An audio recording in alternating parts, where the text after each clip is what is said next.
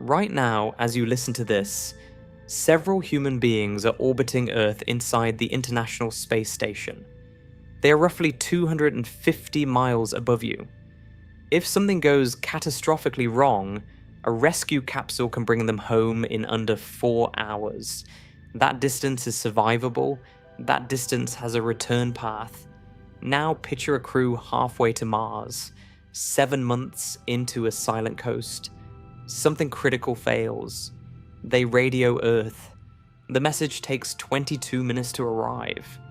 The reply takes 22 minutes to come back. And the answer, no matter what it contains, cannot change a single physical fact. There is no rescue vehicle. There is no abort trajectory. There is no way home except the one they brought with them. And it may already be gone. If this is the kind of deep dive into the real physics of space exploration you enjoy, please take a second to like and subscribe.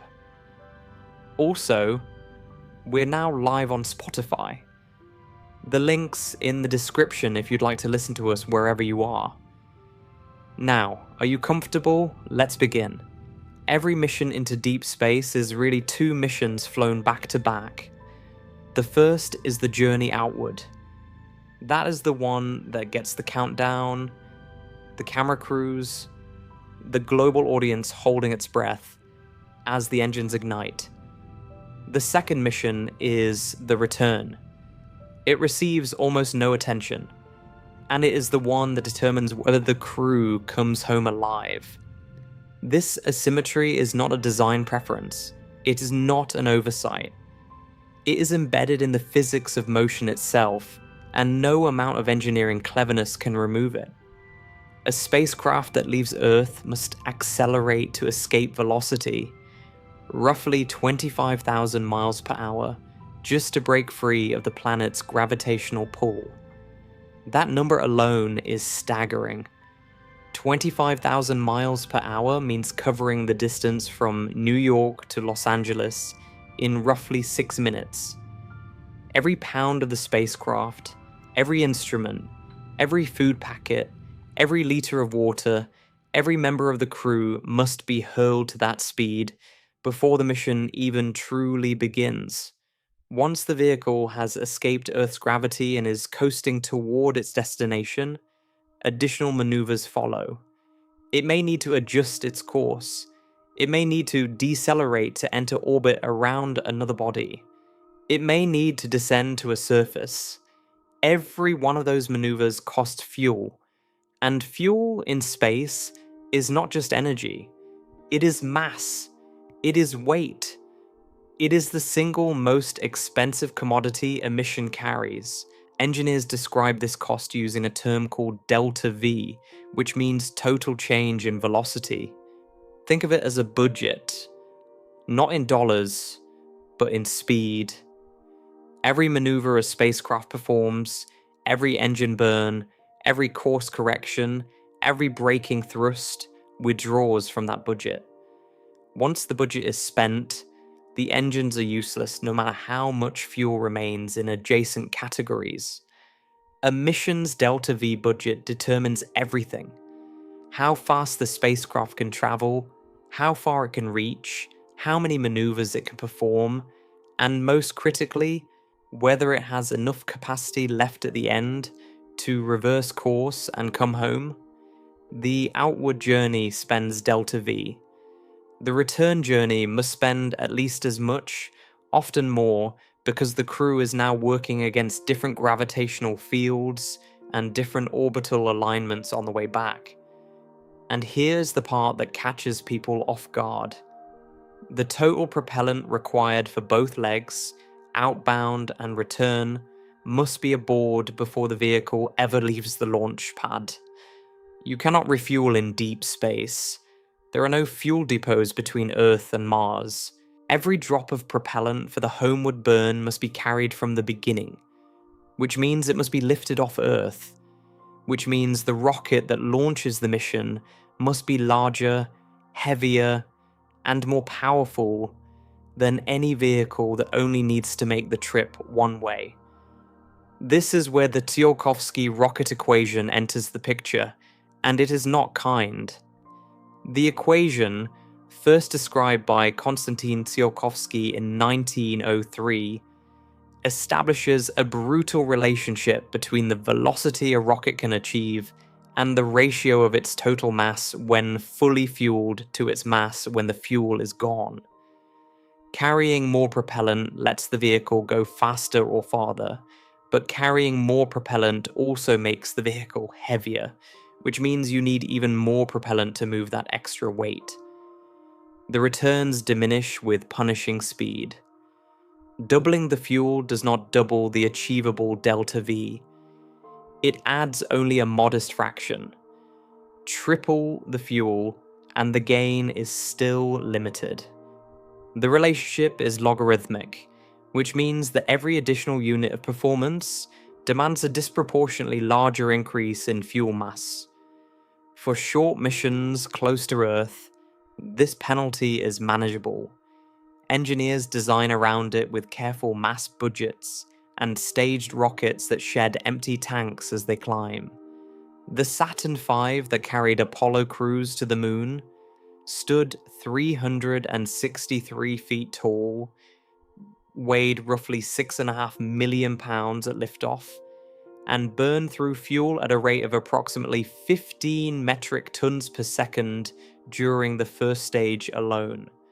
All of that immense power existed to push a comparatively tiny command module and its crew to the speed needed to reach the moon and return. The ratio of launch mass to final returning mass was staggering.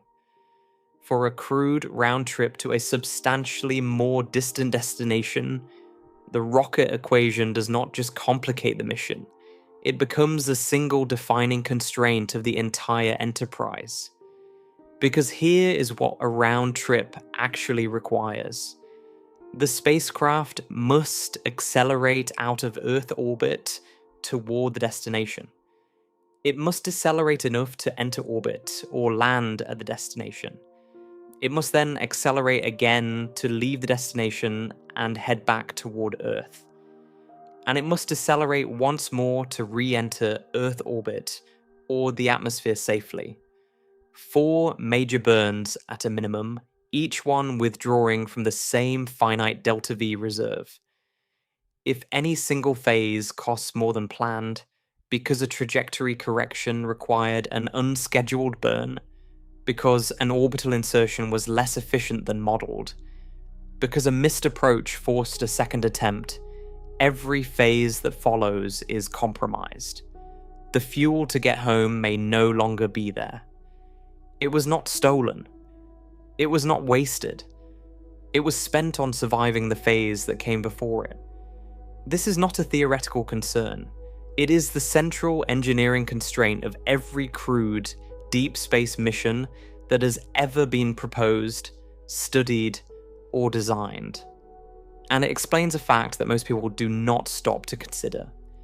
In more than 6 decades of human spaceflight, in all the thousands of orbits and hundreds of missions, only one destination beyond low Earth orbit has ever seen a crew depart and return alive.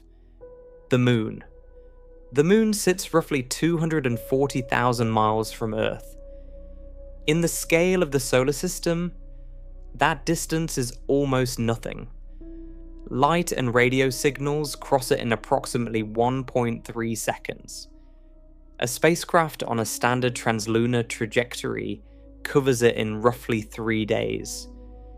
And the Moon's particular position and mass allow something that no other deep space destination offers: a built-in return ticket encoded in the geometry of the flight path itself. That feature is called the free return trajectory. Here is how it works. When a spacecraft departs Earth on a carefully calculated heading, the path can be shaped so that if the main engine fails entirely, if no further propulsive burn is performed at all after the initial departure, the Moon's gravity will bend the flight path around the far side and send the spacecraft coasting back toward Earth on its own. No engine required for the return. no fuel spent on the homeward leg.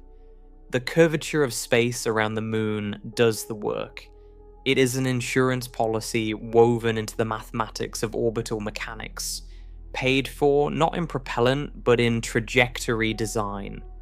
Every Apollo mission to the moon launched on a free return trajectory as its baseline.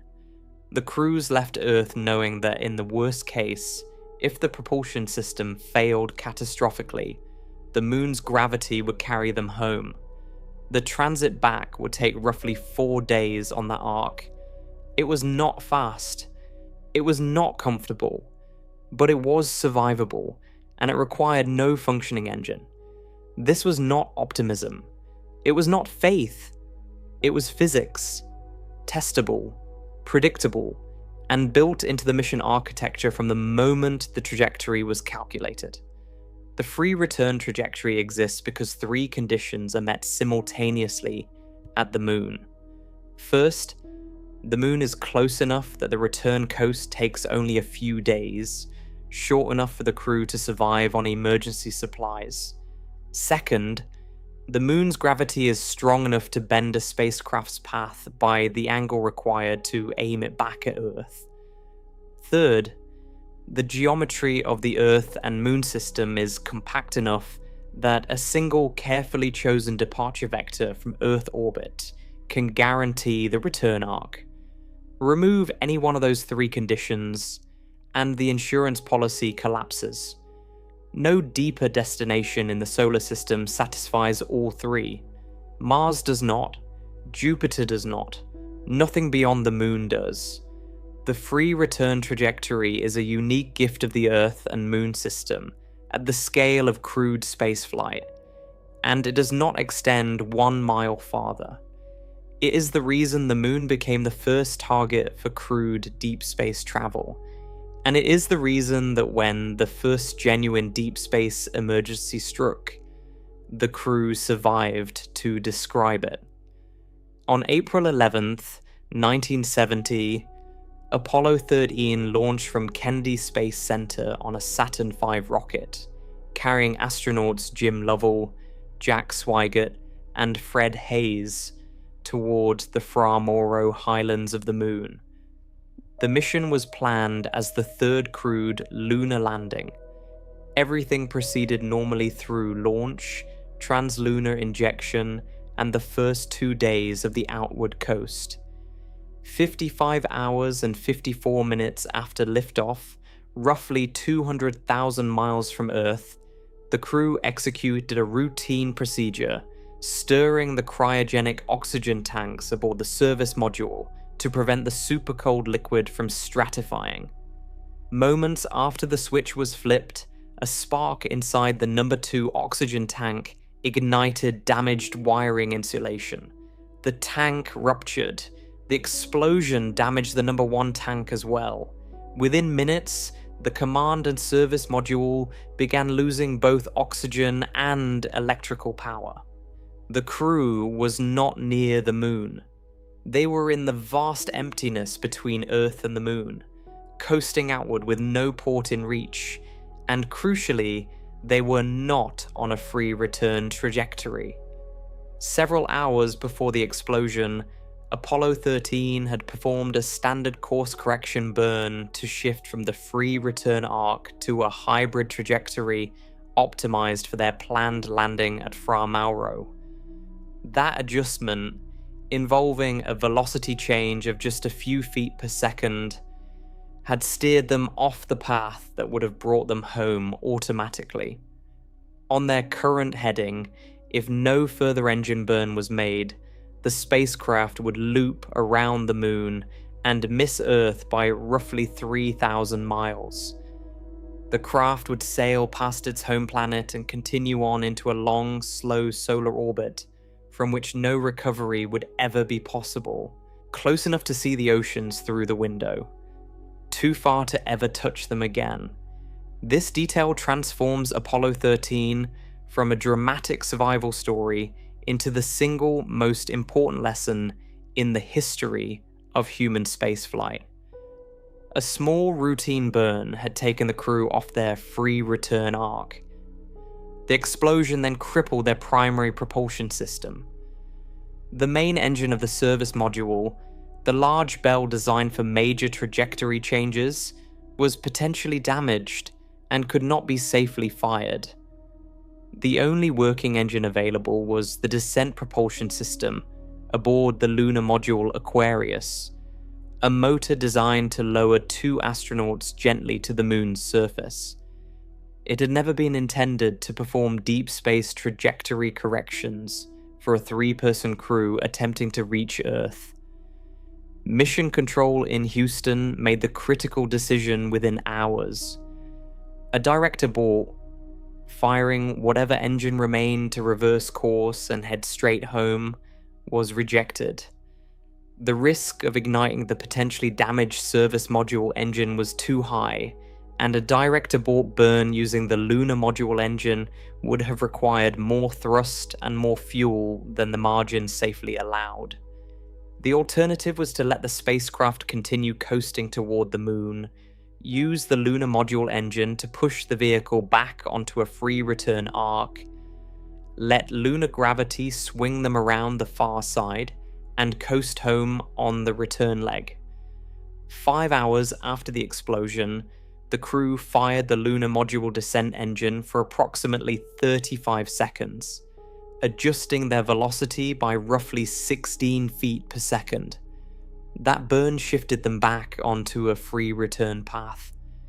The moon's gravity would now carry them around and aim them at Earth without another mandatory engine firing. The geometry, for the moment, was working for them again, but the cost was severe. The free return coast would take approximately 4 days to bring them home after rounding the moon. The lunar module's life support had been designed to sustain 2 people for roughly 45 hours on the lunar surface. Now it needed to keep 3 astronauts alive for nearly 90 hours in the cold of deep space. Power was cut to the absolute minimum. Nearly every system in both the lunar module and the command module was shut down. The cabin temperature dropped to roughly 3 degrees Celsius, just above freezing. Condensation formed on the walls, the instrument panels, and every surface the crew could see. Water was rationed to 6 ounces per person per day, about 1/5 of what astronauts normally consume. The crew was cold, dehydrated, sleep-deprived, and increasingly weak. Fred Hayes developed a kidney infection from the dehydration, but they were on a trajectory that ended at Earth. 2 hours after passing behind the moon at their closest approach of roughly 164 miles above the lunar surface, the crew fired the descent engine again.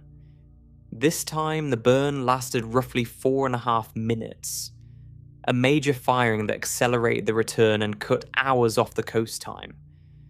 2 additional small correction burns followed during the homeward journey, each calculated by teams of engineers on the ground and relayed to the crew through a communication link that still functioned with only 1.5 seconds of delay. On April 17th, 3.5 days after the explosion, the crew jettisoned the service module, transferred back into the freezing command module, released the lunar module that had served as their lifeboat, and re-entered Earth's atmosphere at roughly 25,000 miles per hour. The heat shield held. The parachutes opened. The capsule splashed down in the South Pacific. The crew was alive. The entire rescue depended on a chain of factors so specific to the Earth and Moon system that each one deserves to be named explicitly. Because each one will disappear as we move deeper into this story. First, communication. The crew could speak with Mission Control and receive a response within approximately 3 seconds. Every trajectory recalculation, every systems workaround, every improvised carbon dioxide scrubber built from spare parts and duct tape, every life support rationing plan was developed on the ground by hundreds of engineers and transmitted to the crew almost in real time. The speed of that link was not convenience. It was the mechanism of rescue. The crew did not solve the crisis alone. They solved it in continuous collaboration with a team on Earth who could think, simulate, test, and relay solutions faster than any onboard crew could manage, while simultaneously fighting hypothermia and dehydration. Second, a backup engine. The lunar module descent motor happened to be available, functional, and powerful enough to perform the trajectory corrections required. Without it, no return burn could have been executed. The crew would have looped around the moon on a path that missed Earth, entered a long orbit around our star, and died when their supplies ran out. Third, free return geometry. The moon's mass and position allowed a trajectory that returned the spacecraft to Earth using gravity alone, with only small corrective burns to tighten the aim. This geometry is a physical property of the Earth and Moon system. It cannot be recreated at Mars, at Jupiter, or at any destination deeper in the solar system. It is the product of a specific distance, a specific mass, and a specific orbital relationship that exists nowhere else within reach of current human technology. Fourth, proximity. The entire crisis played out across roughly 4 days from explosion to splashdown. The crew needed to stretch consumables and physical endurance across approximately 90 hours beyond the original design margin. That was punishing, but survivable. If the same catastrophic failure had occurred 2 months into a 7-month Mars transit, the scenario is incomparable. The coast home would not be measured in days, it would be measured in months, if a return trajectory existed at all. And under those conditions, it almost certainly would not. Take any one of those 4 factors away and replay the scenario. Without near-instant communication, the ground teams cannot calculate the trajectory corrections in time, and the crew must solve a problem of orbital mechanics while freezing, dehydrated, and running on almost no sleep. Without a backup engine, there is no burn to correct the trajectory, and the spacecraft misses Earth by thousands of miles. Without the free return geometry, there is no passive path homeward, and the crippled vehicle must rely on engines that may not work. Without the short transit time, the crew runs out of water, oxygen, or electrical power before the coast is complete. Apollo 13 is a boundary marker. It defines exactly what must be present to bring a crew home from beyond low Earth orbit. Rapid communication with Earth, backup propulsion, favorable return geometry, and a transit time short enough that supplies and human endurance can bridge the gap. At the moon, all 4 factors existed, and every one of them was pushed to its absolute limit. The crew came home not with comfortable margin, but with margins measured in hours of oxygen and ounces of drinking water. In April of 2025, the Artemis II mission carried 4 astronauts around the moon and back, reaching a maximum distance of approximately 252,756 miles from Earth. That number surpassed the record set by Apollo 13's emergency trajectory by more than 4,000 miles. The 4 crew members flew farther from their home planet than any human beings in the history of the species. Even with over 50 years of technological advancements separating it from the Apollo era, Artemis II relied on the same foundational return architecture. The Orion spacecraft followed a trajectory shape to permit a free return coast if the main engine failed. The European-built service module provided propulsion for trajectory adjustments. Communication with mission control was near instantaneous. The total mission duration was approximately 10 days, Life support needed to function reliably for less than 2 weeks, and still the mission consumed years of planning. Trajectory simulations numbered in the thousands. The heat shield was tested at facilities that could simulate re-entry temperatures exceeding 2,700 degrees Celsius, because a spacecraft returning from the moon hits Earth's atmosphere significantly faster than one returning from low orbit. The entry angle had to be precise within roughly 1.5 degrees, too steep, and the thermal load would overwhelm the shield. Too shallow, and the capsule would skip off the upper atmosphere and careen back into space on a trajectory with potentially no correction available. The moon is the nearest destination beyond low Earth orbit. It is the most thoroughly studied, the most accessible, and the most forgiving in terms of return geometry. And yet, bringing a crew home from it demands extreme precision, multiply redundant propulsion, near-instant communication, and life support margins that were tested to their breaking point the one time they truly mattered. Nothing about it is routine, not even now, more than half a century after the first crew made the trip. The moon is the easiest deep space destination available to our species, and it still demands everything a mission can give. Now, consider what happens as you move outward from the moon, beyond the shelter of a free return arc, beyond the reach of a 3-second radio link, and into the space where every factor that brought Apollo 13 home begins to weaken and eventually vanish. At the lunar distance, a spacecraft in trouble can communicate with Earth and receive a response in under 3 seconds. Abort options include direct return burns and free return coasts that bring the crew home within a week. The situation is dangerous but structurally manageable. Ground teams can guide every decision in near real time. Move to the first Lagrange point between Earth and our star, roughly 1 million miles from Earth, and the picture shifts. Communication delay is still only a few seconds, but no free return trajectory exists at that location. The crew must have a functioning propulsion system to generate the delta V needed to head home. If the engine fails at the Lagrange point, the spacecraft enters a stable orbit around our star, slowly circling at roughly the same distance as Earth, but never falling back toward it. The crew would orbit the sun indefinitely, drifting, alive and unreachable, move farther out, 5 million miles, 10 million.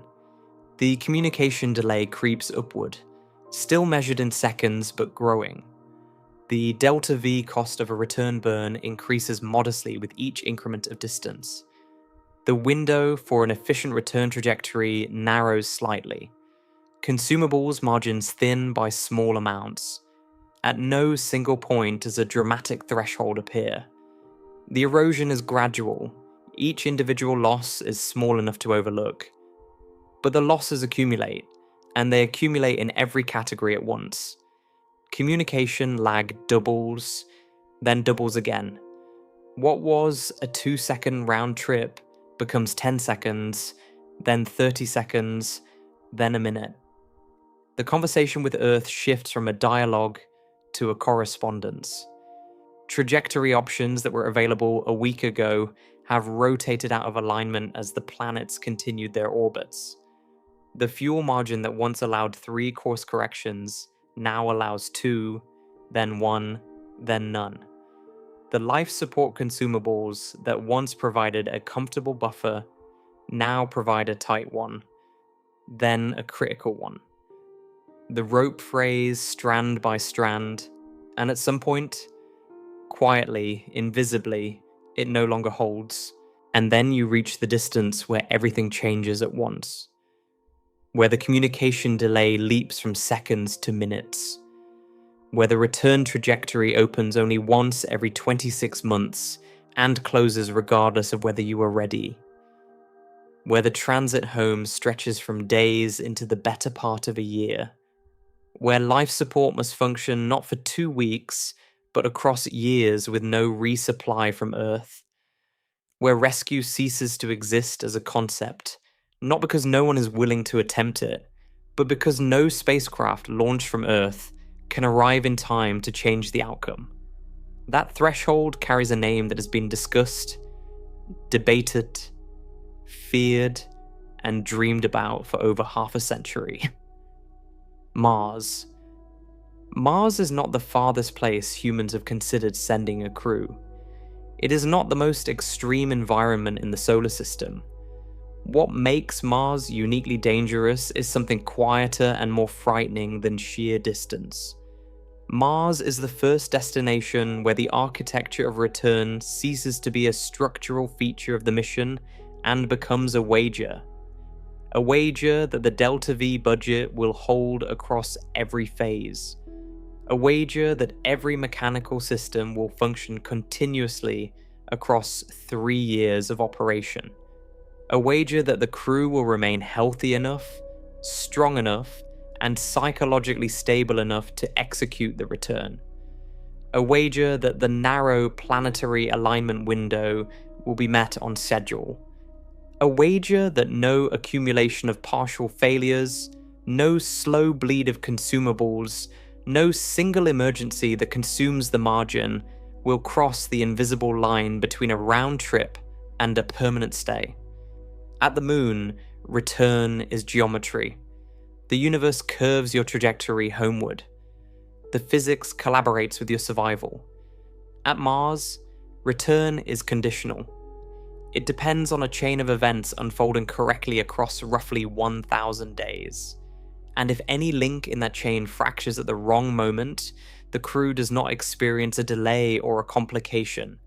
They experience a verdict, silent, irreversible, and absolute. They are not coming home. The gap between the moon and Mars is not simply a gap in distance. It is a discontinuity in the fundamental nature of what return means. On one side, you come home because the physics of the Earth and Moon system permits it almost passively. On the other side, you come home only if everything you brought with you, every kilogram of fuel, every component of hardware, every liter of water, every milligram of medication, every member of the crew, still functions adequately after years of uninterrupted exposure to the most unforgiving environment human beings have ever entered. That distinction is the most consequential boundary in the entire history of human spaceflight. It has not yet been crossed by a living crew. On the near side of that line, humanity has proven it can leave home and return. We have done it dozens of times in low orbit, and a handful of times at the moon. We have built the machines, flown the trajectories, and survived the emergencies. Every mission that came home did so because the architecture of return was structurally present, engineered into the geometry of the flight path, and backed by fast communication with a planet full of people ready to help. On the far side of the line, none of that architecture exists. Return is not engineered into the trajectory. It is not guaranteed by geometry. It is assembled from 1,000 separate systems, any one of which can fail, and the failure of any one can close the path home permanently.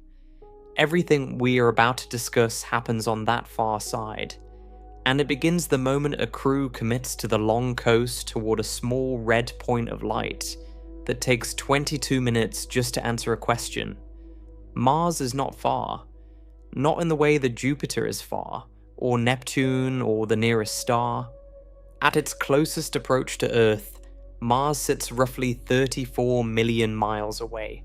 At its most distant, when both planets are on opposite sides of their orbits around the Sun, the gap widens to approximately 250 million miles. Those numbers shift constantly as both worlds trace their separate paths. The distance between Earth and Mars is never fixed. It is always changing, always in motion, governed by the geometry of two elliptical orbits that align favorably only at specific intervals. And those intervals are the first lock on the trap. Earth and Mars reach a favorable alignment for efficient transfer approximately once every 26 months.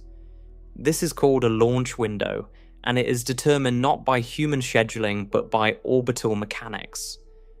The most fuel-efficient trajectory between the two planets is a long curving arc called a Hohmann transfer, which exploits the orbital velocities of both worlds to minimize the delta V required. A spacecraft launched during the window rides this arc for roughly 7 to 9 months before arriving at Mars. Outside the window, the fuel cost to reach Mars rises steeply, and within a few weeks of the window closing, the cost becomes so high that no existing or near-term rocket can cover it. This means that a crew arriving at Mars does not have the option of deciding to leave whenever they choose. They must wait. The planets must realign. The next window for an efficient return trajectory will not open for roughly 12 to 18 months after arrival, depending on the specific alignment of that particular cycle. Only then can the crew depart Mars and begin the 7 to 9 month coast back to Earth. The total round-trip mission time from launch to landing falls between roughly 700 and 1,200 days. That is approximately 2 to 3.5 years. If something goes wrong during the surface stay, a medical emergency, a habitat failure, a psychological crisis, the crew cannot leave early. The launch window is not a scheduling preference. It is a physical constraint imposed by the geometry of two orbits around the same star. Departing Mars outside the window is theoretically possible, but the delta V cost is so extreme that no currently designed vehicle could carry enough fuel to make the trip. The crew is committed to the surface for the full stay duration, whether they want to be there or not. And unlike low Earth orbit, where a Soyuz capsule can undock and return to the ground within hours, or even the Moon, where the return coast takes only a few days, a crew on Mars that needs to come home immediately has no mechanism to do so. None exists, none is planned, none is physically achievable with current or near-term technology. 2 to 3.5 years. That number needs to be absorbed slowly, because everything that follows depends on it. Every kilogram of food must be packed for that duration. Every liter of water must be either carried or recycled to last that long. Every oxygen generating system, every carbon dioxide scrubber, every temperature regulator, every piece of medical equipment must function continuously for that entire span without a single resupply delivery from Earth. If a critical component fails on day 400, there is no cargo ship arriving in a week with a replacement. There is no warehouse in orbit. There is no depot on the surface. Whatever the crew brought with them is all that exists. The International Space Station operates roughly 250 miles above Earth. It is the most complex and expensive machine humanity has ever built for continuous habitation, and it cannot survive without regular resupply.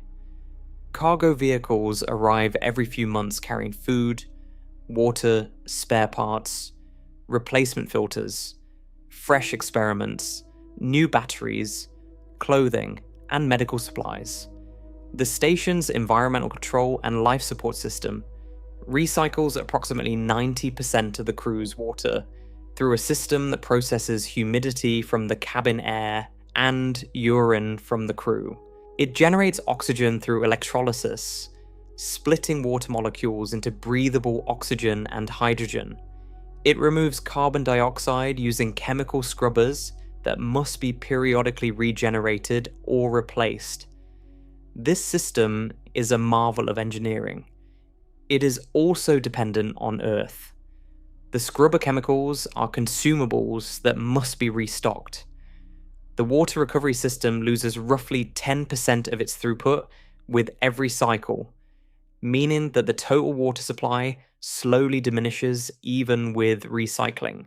Filters degrade, pumps wear, seals dry out. Electronics accumulate minor faults that compound over time.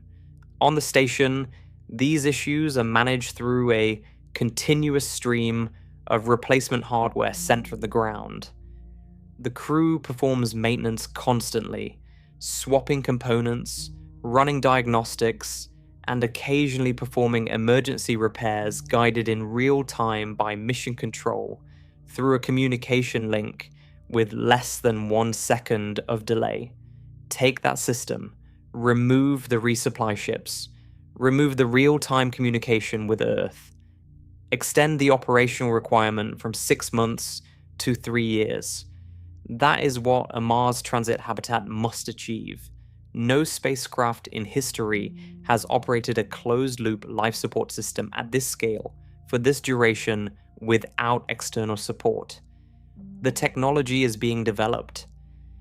NASA's Shapier program, the crew health and performance exploration analog, is running year-long simulated Mars missions inside a 3-dimensional printed habitat on Earth to study exactly these problems.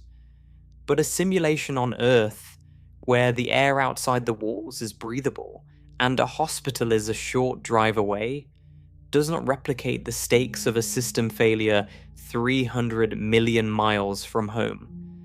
And life support is only one layer of the problem. The next is invisible, silent, and cumulative. Outside Earth's magnetosphere, the protective magnetic bubble generated by the planet's molten iron core, the radiation environment changes fundamentally. On the surface of Earth, the atmosphere and the magnetic field combine to block the vast majority of cosmic radiation. In low Earth orbit aboard the International Space Station, the magnetosphere still provides significant shielding, though astronauts accumulate radiation exposure at a rate roughly 10 to 20 times higher than on the ground. Beyond the magnetosphere, in the deep space between Earth and Mars, that shielding disappears entirely. 2 types of radiation dominate the deep space environment.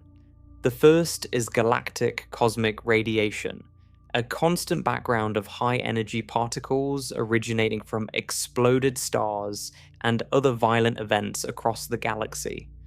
These particles travel at nearly the speed of light and carry enough energy to penetrate spacecraft walls, equipment, and human tissue. They cannot be fully blocked by any practical amount of shielding. Adding more material to the hull helps, but the mass penalty is severe. Every additional centimeter of aluminum or polyethylene or water shielding adds weight that must be launched from Earth, carried across interplanetary space, and decelerated at Mars. At some point, the shielding mass exceeds what the mission could carry, and the crew simply absorbs the dose. The second type is solar particle events. Sudden bursts of high-energy protons ejected by the sun during solar flares and coronal mass ejections. These events are unpredictable in their timing and intensity. A minor event might deliver a modest dose over several hours. A major event can deliver a potentially lethal dose in minutes if the crew is unshielded. The only reliable protection during a severe solar particle event is a heavily shielded enclosure, sometimes called a storm shelter, built into the spacecraft using the densest available materials. The crew retreats into the shelter and waits, sometimes for hours, sometimes for days, consuming emergency supplies and unable to perform any other mission tasks. NASA's current career radiation exposure limit for astronauts is approximately 600 millisieverts, applied uniformly regardless of age or gender. That limit is designed to keep the lifetime risk of radiation-induced cancer death below 3%. Multiple analyses have estimated that a Mars round trip, including approximately 6 to 9 months of transit in each direction, plus surface time on Mars, where the thin atmosphere provides only minimal shielding, would approach or exceed that 600 millisievert limit. Some estimates for longer conjunction class missions place the total dose closer to 1000 millisieverts, significantly above the career limit. This means that a single Mars round trip may consume or exceed an astronaut's entire career radiation allowance. A crew member who completes the mission and returns to Earth may never fly to space again, not because of injury or age, but because the accumulated dose from a single mission already pushes against the boundary of acceptable cancer risk. And this assumes no major solar particle events during the transit. A single severe event could push the exposure substantially higher in a matter of hours. Radiation does not announce itself. It does not cause pain as it accumulates. The crew will not feel the galactic cosmic rays threading through their cells day after day for years. The particles pass through skin, muscle, bone, and brain tissue, occasionally striking a DNA molecule and breaking it. Most of the time, the body repairs the damage. Sometimes, it does not. The unrepaired damage is a seed that may grow into cancer years or decades later. The crew will not know during the mission whether they have been harmed. They will only know afterward, and possibly not for a very long time. But the dose is tracked, and the limit exists for a reason, and every day in deep space adds to a total that cannot be reversed, only accumulated. Now add the communication delay. At the Moon, Apollo 13's crew could speak with the mission control and receive a response in under 3 seconds. On the International Space Station, the delay is less than 1 second.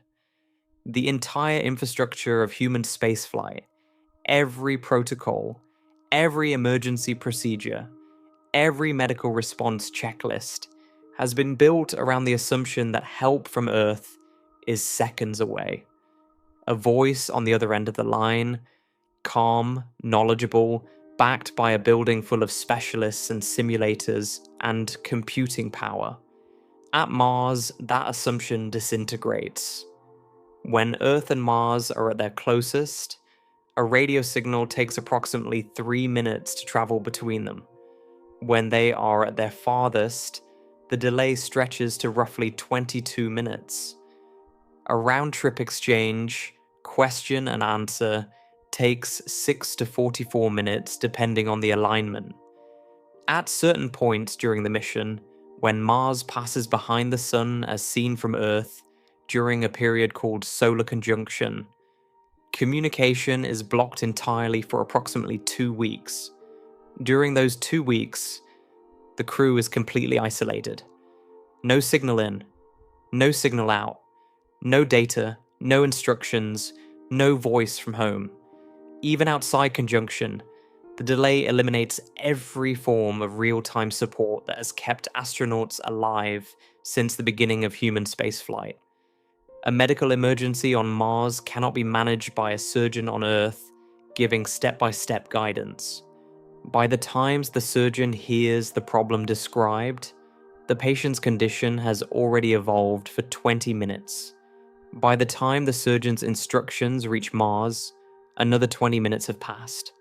40 minutes of medical reality have unfolded without guidance. For a trauma, a cardiac event, or a surgical complication, 40 minutes is not a communication delay. It is the difference between intervention and outcome. And the emergencies most likely to occur on a Mars mission are precisely the ones that demand immediate hands-on response. Kidney stones, which are the most commonly projected surgical emergency for deep space crews due to bone mineral loss and chronic dehydration, can produce incapacitating pain within minutes and may require surgical intervention if they block the ureter. A bone fracture caused by osteoporotic weakening after months in reduced gravity could leave a crew member immobilized inside a habitat where every person's labor is essential to daily survival. An acute appendicitis, which occurs in the general population at a rate of roughly 1 in 1,000 per year, would require emergency surgery that on Earth involves a sterile operating theatre, an anesthesiologist, and a trained surgical team. On Mars, it involves a crew member with field medical training, a limited surgical kit, and a 44-minute delay before any specialist on Earth can even hear the first description of the symptoms. These are not exotic scenarios. They are the statistical near certainties of keeping 4 to 6 human bodies alive for 1,000 days in an environment that degrades every system in those bodies simultaneously. The same applies to every technical emergency. A pressure loss in the habitat, a malfunction in the power system, a failure in the carbon dioxide removal system, a crack in a water recycling membrane. On the International Space Station, any of these would trigger an immediate voice loop with mission control, a coordinated diagnostic process, and a step-by-step repair guided from the ground in real time. Engineers would pull up schematics, run simulations, test procedures in a ground-based replica, and relay confirmed instructions to the crew within minutes.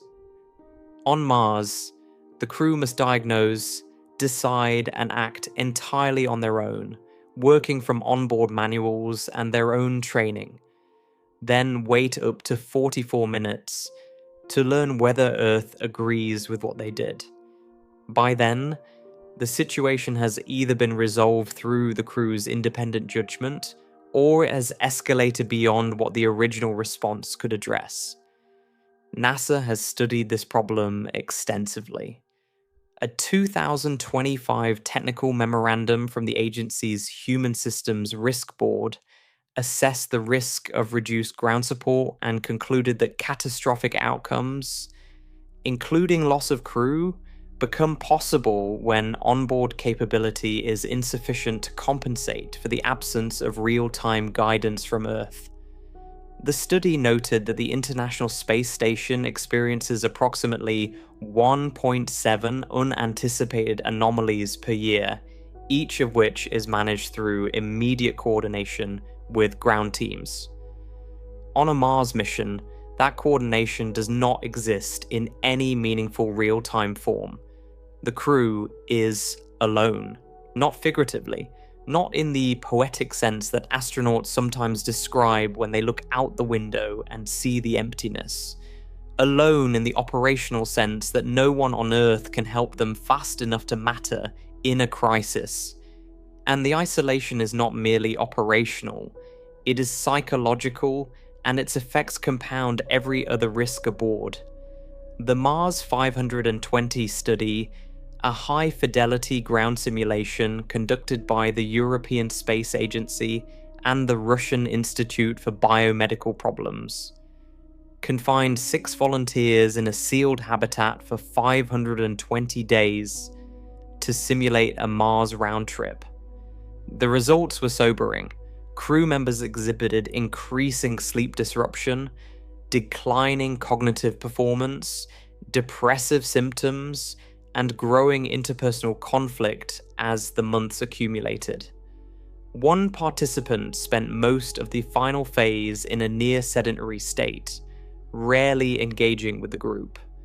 Another developed a persistent sleep-wake disorder that left him chronically fatigued during working hours. These reactions emerged in a simulation where everyone knew they were on Earth, knew they could leave in a genuine medical emergency, and knew that breathable air existed just beyond the walls.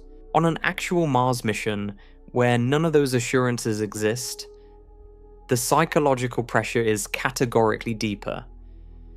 A crew member whose judgment is impaired by depression, sleep deprivation, or chronic interpersonal friction is a crew member making worse decisions about every other system aboard.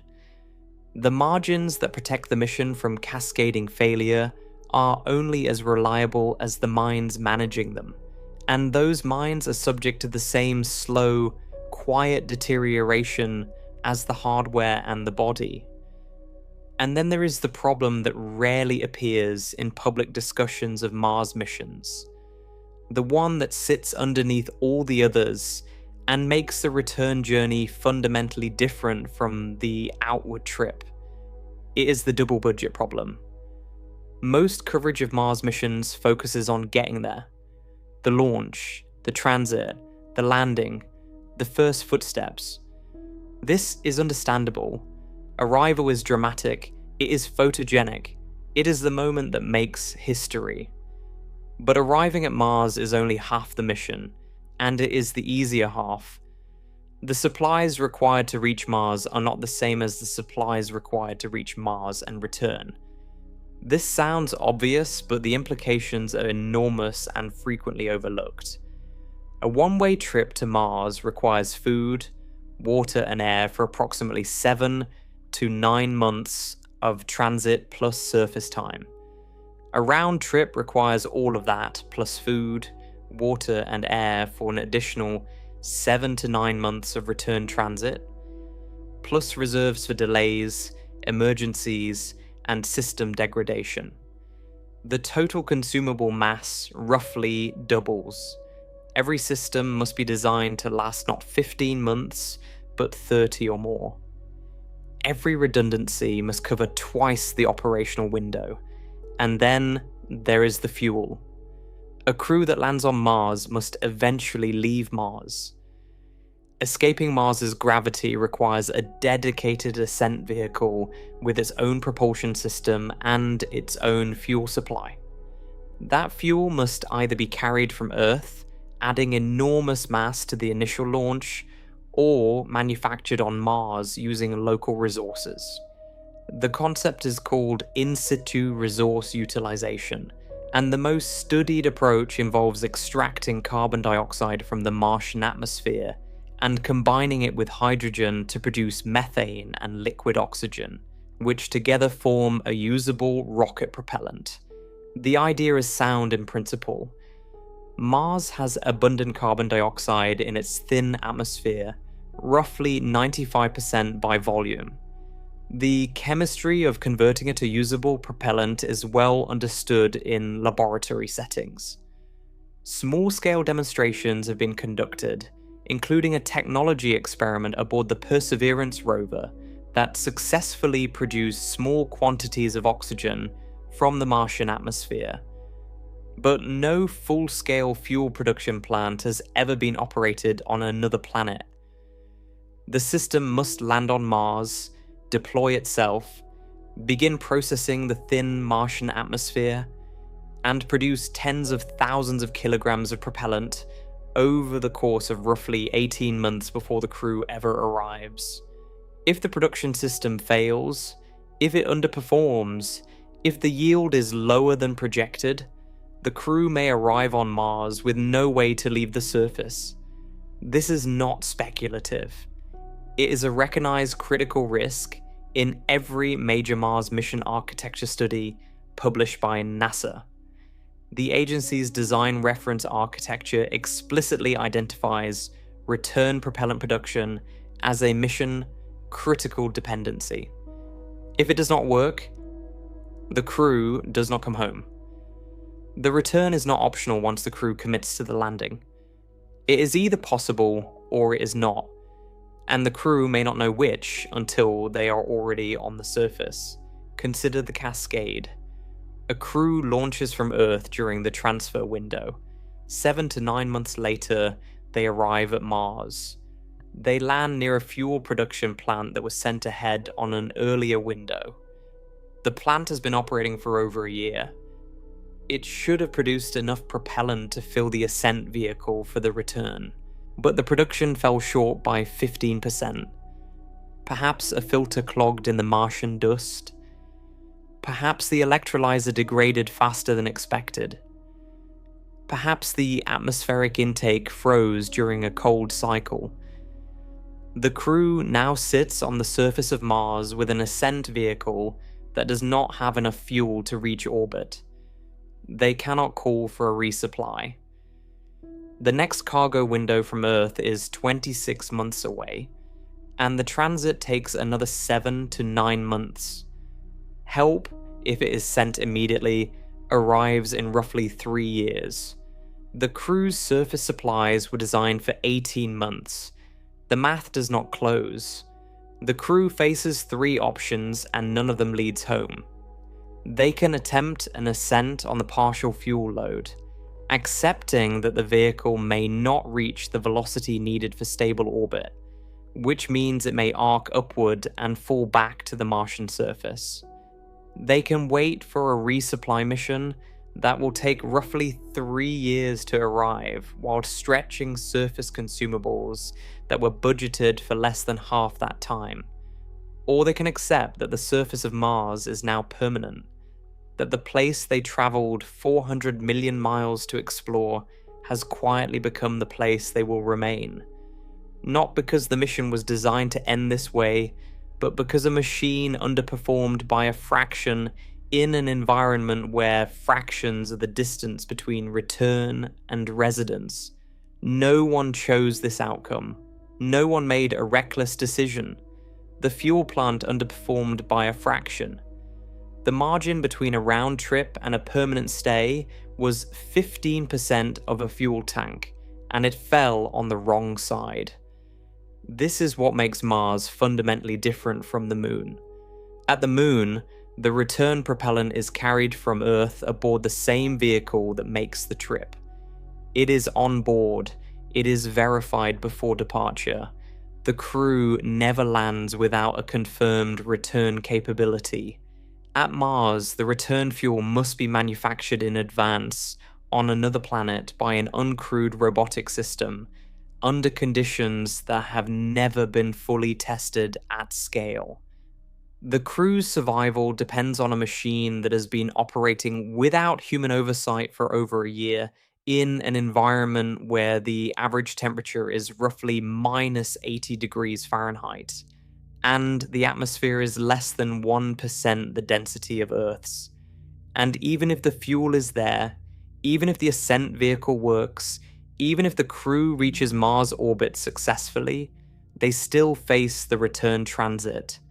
Another 7 to 9 months in deep space, another accumulation of radiation, another period of zero gravity continuing the relentless loss of bone density, another stretch of relying on life support systems that have now been running continuously for over 2 years without a maintenance resupply. The human body in zero gravity is a deteriorating system. Bones lose mineral density at a rate of roughly 1 to 2% per month, particularly in the weight-bearing bones of the hips, spine, and legs. Muscles atrophy despite hours of daily exercise countermeasures. Fluid shifts toward the head, increasing intracranial pressure in ways that can permanently damage vision, a condition now formally recognized as spaceflight-associated neuroocular syndrome. The cardiovascular system deconditions, losing the capacity to regulate blood pressure effectively under gravity. The heart, no longer working against gravity to pump blood upward, gradually remodels into a more spherical shape. The immune system weakens, reducing the body's ability to fight infections at precisely the moment when the crew is sealed inside a closed environment where bacteria and fungi thrive in the recycled air and water. On the International Space Station, these effects are managed through rigorous daily exercise, constant medical monitoring, and the psychological reassurance that the crew will return to full gravity within months. On a Mars mission, the crew will spend roughly 14 to 18 months in zero gravity during the 2 transit legs, experience roughly 1/3 Earth gravity on the Martian surface for 12 to 18 months, and then endure the same long, weightless coast on the return. The partial gravity of Mars will slow the bone loss and muscle atrophy during the surface stay, but will not stop it entirely, because Martian gravity is only about 38% of Earth's. By the time the crew arrives back at Earth, their bodies will have spent the better part of 3 years in reduced or absent gravity, experiencing skeletal, muscular, cardiovascular, and neurological changes that no medical team has ever had to reverse at that scale. The longest continuous human spaceflight on record is 437 days, set by cosmonaut Valery Polyakov aboard the Mir space station in 1994 and 1995. Polyakov was a physician who volunteered specifically to demonstrate that long-duration spaceflight was survivable. After landing, he famously walked from the capsule to a nearby chair under his own power, a deliberate symbolic act that masked the severity of his physiological deconditioning. He required weeks of structured rehabilitation to regain normal function, and his mission was roughly 1/3 the duration of a Mars round trip, conducted entirely within Earth's magnetosphere where radiation exposure is substantially lower, with regular resupply and real-time medical support from the ground. A Mars crew arriving home after roughly 1,000 days of reduced gravity, accumulated radiation exposure, recycled air and water, and psychological isolation will present a medical recovery challenge that no team on Earth has ever faced. The bodies that step out of that capsule will not be the bodies that climbed in 3 years earlier. They will be weaker, more brittle, more vulnerable, and they will have completed what is supposed to be the successful outcome of the mission.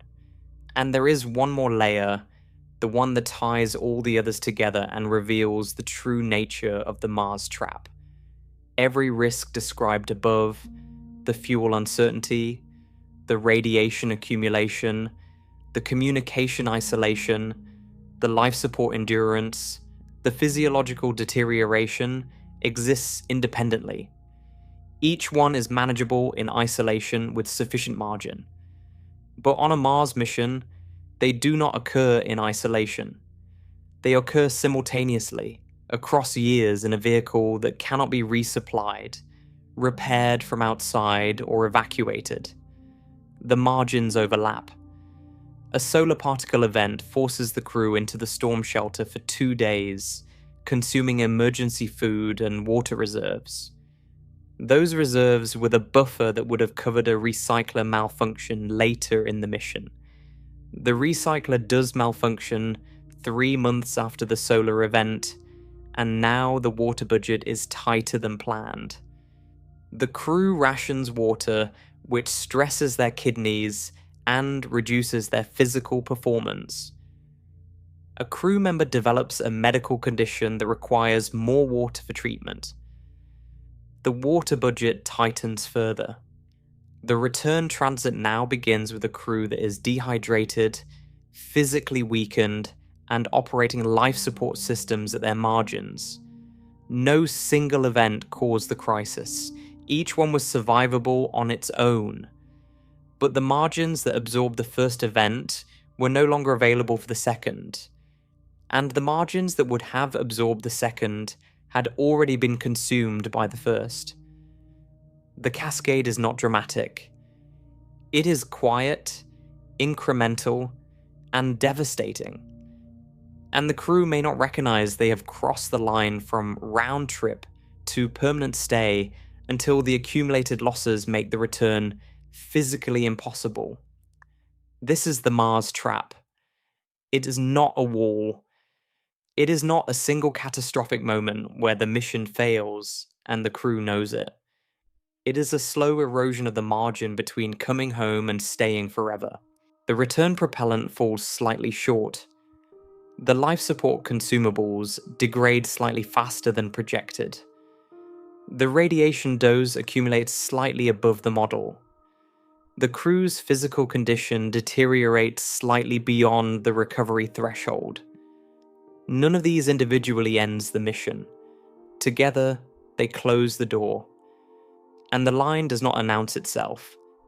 It is crossed silently, over months, and by the time someone notices, the margin that once connected them to Earth has already been spent. Mars is reachable.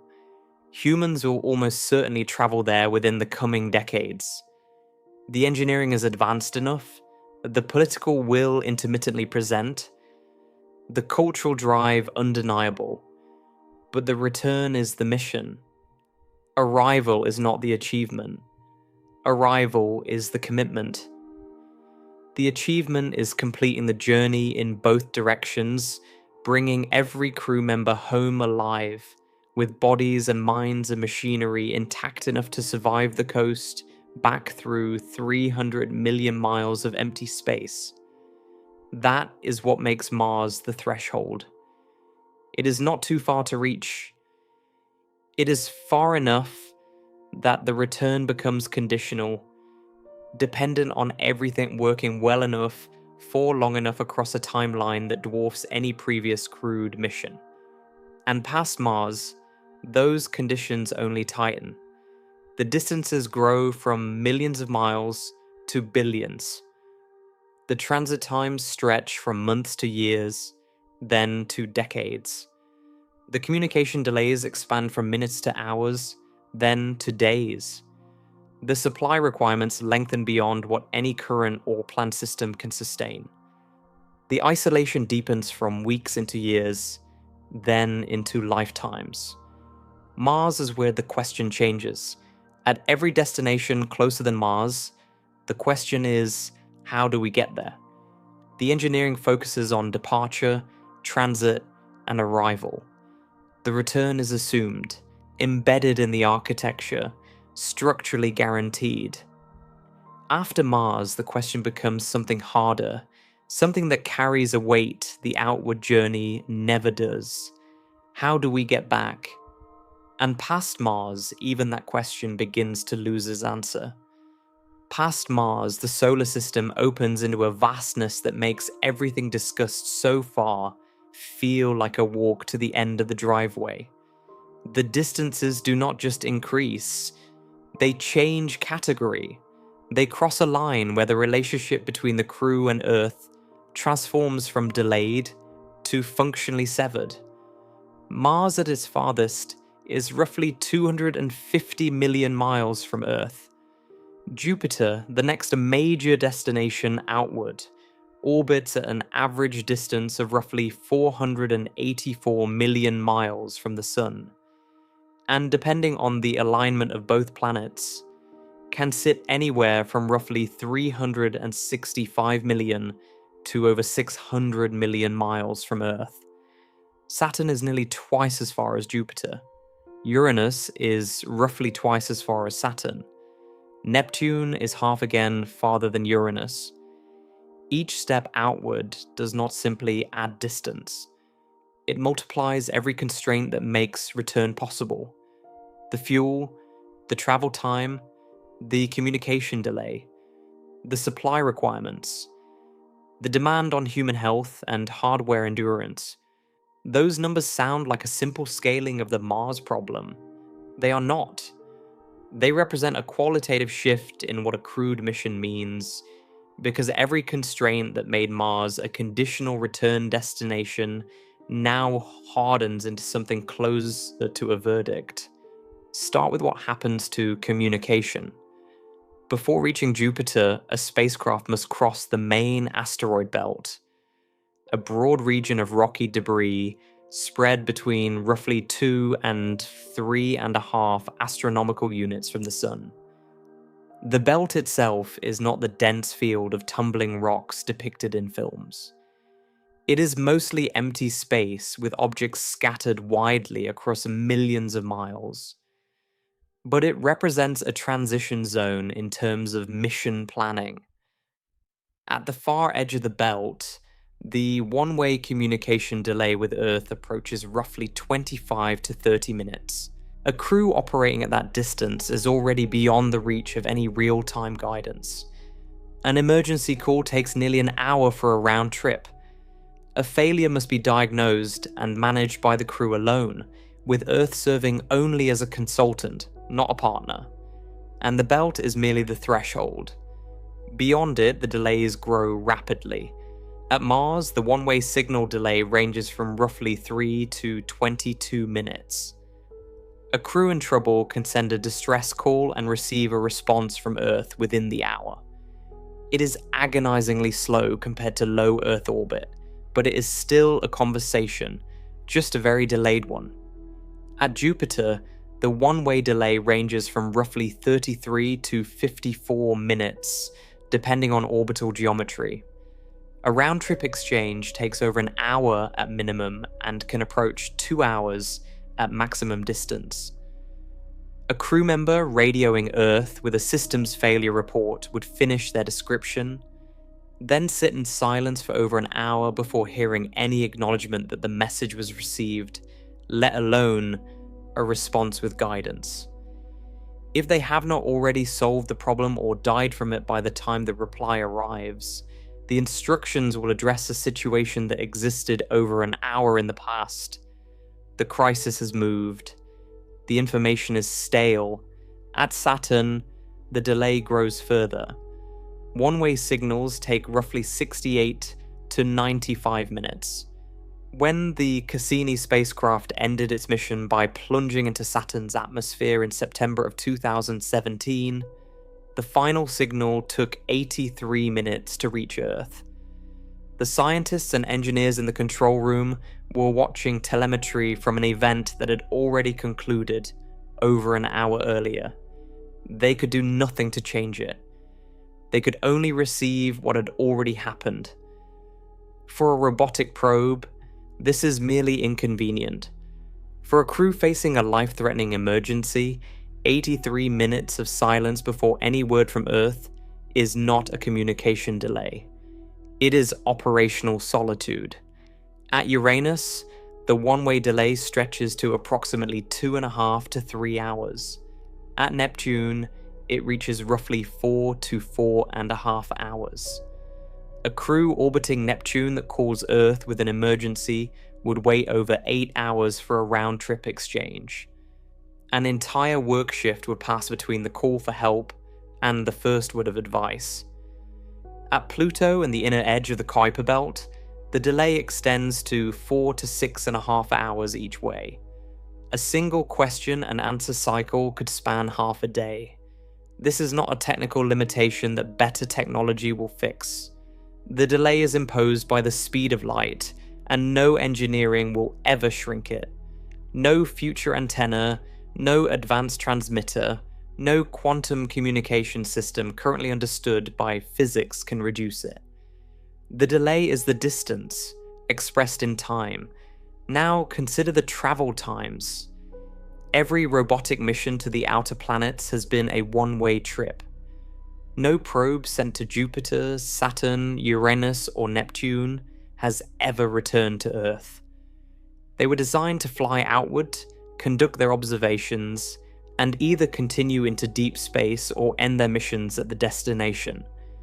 The Voyager spacecraft are still coasting outward, nearly 50 years after launch. The Galileo probe orbited Jupiter for 8 years and was deliberately crashed into the planet. The Cassini spacecraft orbited Saturn for 13 years and was steered into the planet's atmosphere. None of these machines was ever coming home. The concept of return was not part of their engineering. The travel times give context to why. The Galileo spacecraft took 6 years to reach Jupiter, using gravity assist from Venus and Earth to build enough speed. The Cassini spacecraft took roughly 7 years to reach Saturn, also using multiple gravity assists. Voyager 2, benefiting from a rare alignment of the outer planets that occurs approximately once every 175 years, reached Uranus in about 8.5 years after launch, and Neptune in roughly 12 years. Without that alignment, a direct flight to Neptune using chemical propulsion would take approximately 30 years.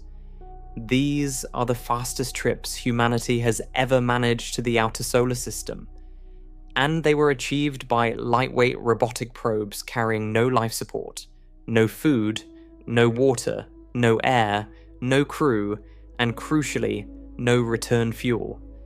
The New Horizons spacecraft, launched in 2006, reached Jupiter in just 13 months, and Pluto in roughly 9.5 years. But New Horizons weighed only about 1,050 pounds at launch. It was one of the lightest interplanetary probes ever built, and its extraordinary speed came partly from that minimal mass. A crewed spacecraft, bound for the same destinations, would weigh hundreds of times more, carrying everything needed to sustain human life for years, and everything needed to bring that life back. Heavier means slower, unless the propulsion system is dramatically more powerful. With chemical rockets, the kind that have powered every crewed mission in history, a round trip to Jupiter would take on the order of 6 to 10 years, depending on the trajectory and gravity assist opportunities. A round trip to Saturn would stretch to roughly 12 to 16 years or more. A round trip to Neptune, even with optimistic nuclear thermal propulsion concepts that have been studied but never built, would span roughly 20 to 30 years at minimum. With chemical propulsion alone, a Neptune round trip approaches 40 years. That is not a mission. It is a significant fraction of a human lifetime. These numbers collide directly with the biological reality of the crew. A human lifespan is not negotiable. It does not extend because the mission requires it. A crew that departs Earth at age 35 on a round trip to Saturn would return, under optimistic assumptions, somewhere between age 47 and 51. If the mission encounters delays, mechanical failures, or missed trajectory windows, the return age creeps toward 55 or 60. The crew members who step back onto Earth after a Saturn round trip will have spent their entire late 30s and 40s inside a sealed metal vessel, breathing recycled air, drinking recycled water, exercising on machines bolted to the floor to slow the loss of bone and muscle that their bodies cannot prevent. For Neptune, the arithmetic becomes grimmer. A round trip using any currently feasible propulsion technology spans roughly 25 to 40 years. A crew that launches at 35 arrives home between 60 and 75 years of age, assuming the mission succeeds, assuming the hardware survives, assuming the crew remains healthy enough to operate the vehicle across decades. The people who board the spacecraft are not the same people who return, not metaphorically, biologically. Their bones have lost density for decades despite daily countermeasures that can only slow, not halt, the deterioration. Their muscles have thinned. Their cardiovascular systems have spent decades adapting to weightlessness and must now confront a gravity they have not experienced since the era before they launched. Their cognitive function may have been degraded by years of unshielded galactic cosmic radiation, penetrating the hull at energies no practical material can fully stop. Their vision may have suffered irreversible damage from chronic intracranial pressure shifts that accompany long-term spaceflight. The immune system, weakened by years in a closed environment with recycled air and microbial populations that evolve aboard the spacecraft, may no longer be capable of protecting the crew against common infections on Earth. Research on International Space Station astronauts has shown immune suppression that persists even after return to full gravity. Extrapolating those findings to a crew that has spent not 6 months, but 20 or 30 years in space leads to medical territory that no researcher has data to map. The record for continuous human spaceflight, set aboard Mir in the 1990s, is still less than a year and a half. A Neptune round trip would last roughly 30 times that. We do not know what happens to the human body after 3 decades in reduced gravity. We have no data. We have only projections, and those projections do not inspire confidence that the body arriving home would be functional in any meaningful sense. And all of these biological costs are accumulating on the outbound leg before the return has even begun. This is where a new constraint enters, one that was not relevant at the Moon and only partially relevant at Mars. At the outer planets, the hardware itself becomes the weakest link. Every spacecraft is a collection of mechanical and electronic systems operating far from any repair facility. Pumps circulate coolant. Fans move air. Valves open and close to regulate pressure. Bearings spin in motors and gyroscopes. Seals hold atmosphere inside and vacuum outside.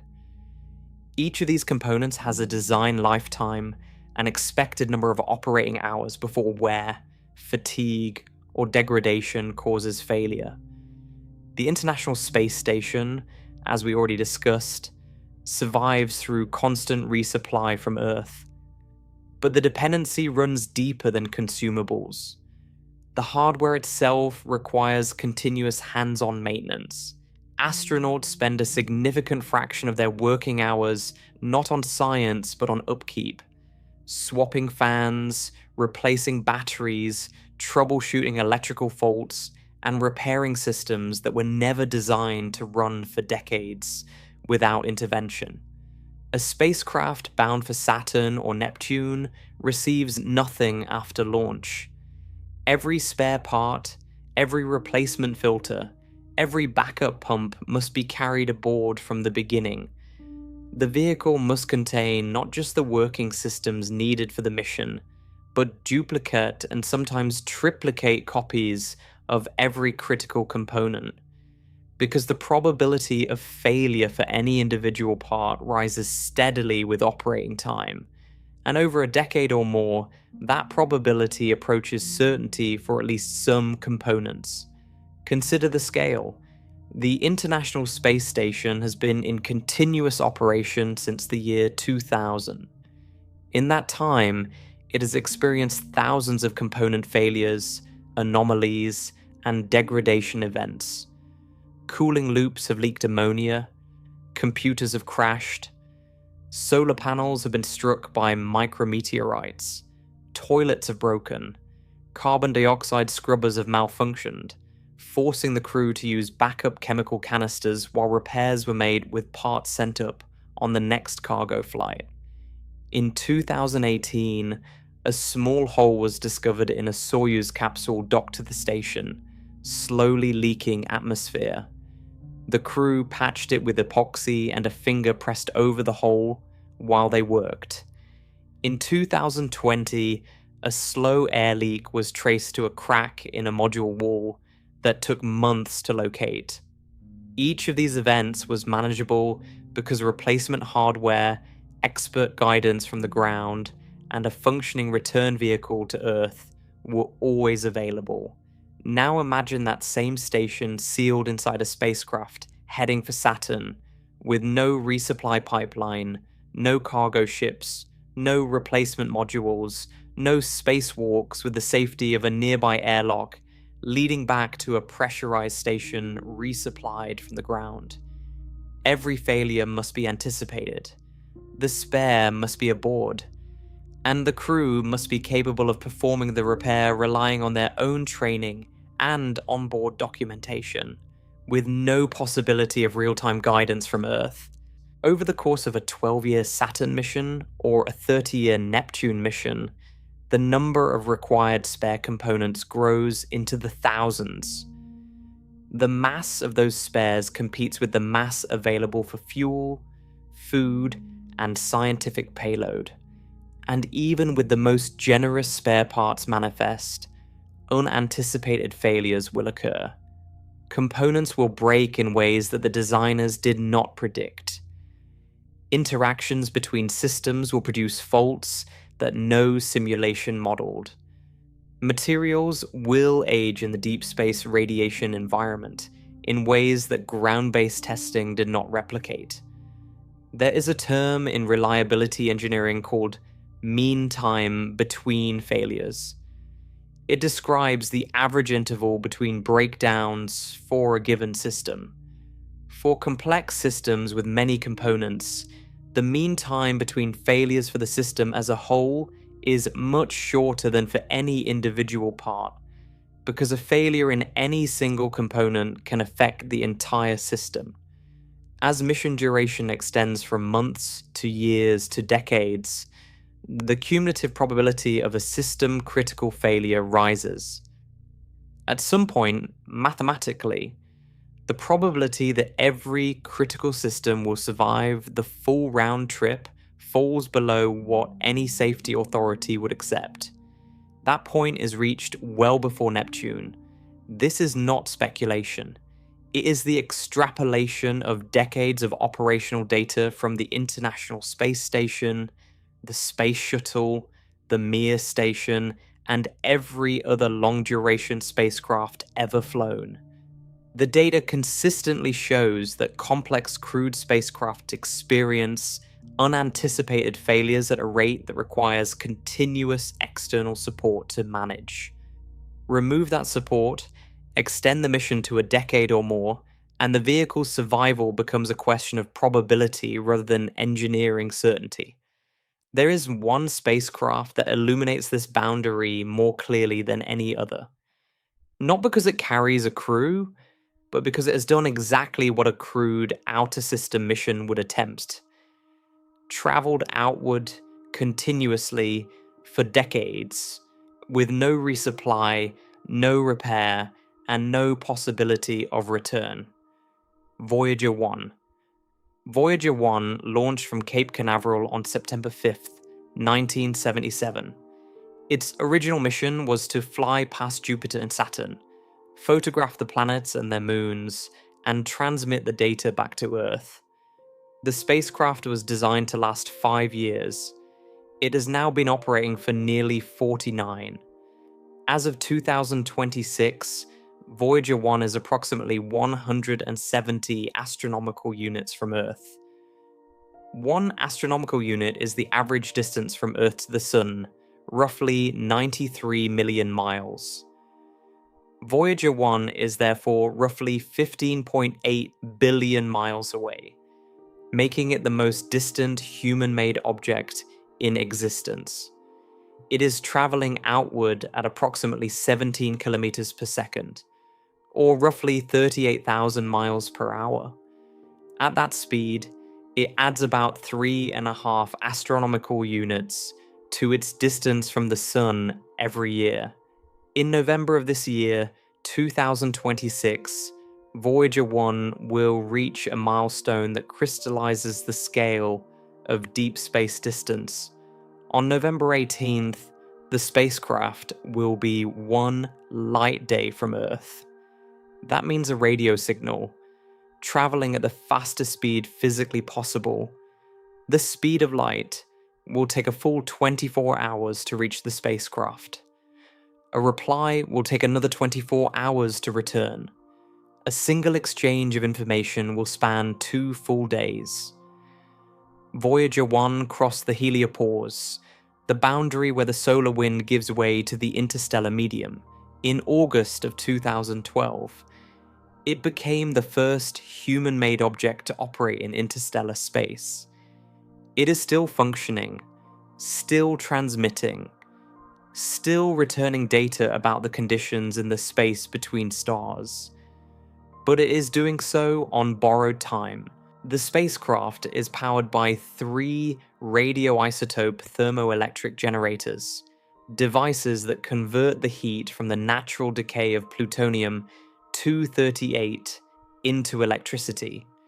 At launch, they produced roughly 470 watts, about enough to power a few household appliances.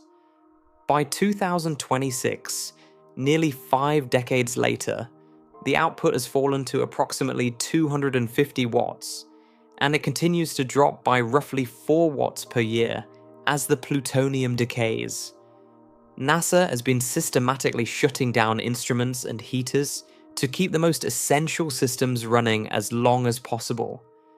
The cosmic ray detector, the magnetometer, and the plasma wave instrument are among the last still operating. One by one, they're being powered off to extend the mission by months or years. Within the next few years, the remaining power will be insufficient to operate any scientific instruments, or even to keep the communication system functioning. The spacecraft will go silent. Not because it broke, not because it was struck by debris, because the fuel that powers its voice is simply running out, atom by atom, in a process as predictable as it is unstoppable.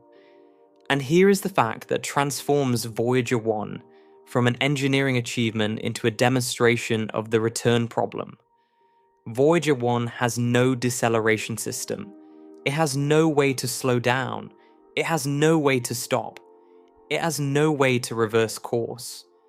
When it launched, its trajectory was calculated to fly past Jupiter and Saturn, and then continue outward forever. There was never a plan to bring it back. There was never a mechanism to bring it back. The spacecraft carries no return fuel, no return engine, no return navigation capability. It is the purest one-way machine ever built. And despite being the farthest, fastest, longest-lived spacecraft in human history, Voyager 1 has traveled a distance that is, in interstellar terms, negligible. At one light day from Earth, after nearly 50 years of unbroken flight, it has barely left the sun's front porch in interstellar terms. At its current speed of 17 kilometers per second, Voyager 1 would take roughly 73,000 years to reach Alpha Centauri, if it were heading in that direction, which it is not. 73,000 years. That is approximately 10 times longer than the entirety of recorded human civilization. It is longer than our species has practiced agriculture. It is longer than the oldest known permanent human settlement has existed. And it would be a one-way trip. The spacecraft has no ability to stop, orbit, or return. It would fly past the star system at 38,000 miles per hour and keep going into the darkness beyond forever. Voyager 1 proves, through its existence, the scale of the problem. The fastest object humanity has ever sent into deep space, traveling for nearly half a century without pause, has crossed less than 0.1% of the distance to the nearest star. It cannot stop. It cannot turn around. It cannot come back. And it was never designed to do any of those things, because the engineers who built it understood that at interplanetary distances and beyond, return is not a feature you can add to a mission. It is a cost that must be paid in full at the beginning, in fuel, in mass, in engineering, or it does not exist at all. Now, consider the difference between Voyager 1 and a crewed mission that becomes one way not by design, but by failure. Voyager is a planned one-way machine. Its trajectory was intentional. Its builders knew from the first sketch on the first page of the first design document that the spacecraft would never come home. The mission was shaped around that reality. Every gram of mass was allocated to outward travel and data collection. No mass was wasted on return capability because return was never the goal. A crewed mission to the outer solar system, if one is ever attempted, would be designed as a round trip. It would carry return fuel, return trajectory plans, return navigation systems. The crew would launch with the expectation, the promise, that they would come home. But as we have already seen at Mars, a round-trip mission can become a one-way mission through the accumulation of failures that were never individually catastrophic. In the outer solar system, the accumulation happens more slowly and more quietly. A fuel leak that loses 1% of the reserve per year is irrelevant on a 2-week moon mission. On a 12-year Saturn round trip, it consumes 12% of the return budget. A water recycler that degrades by 0.5% per cycle is negligible on a 6-month station rotation. Over a decade, it has reduced the recovery rate from 90% to below 75%.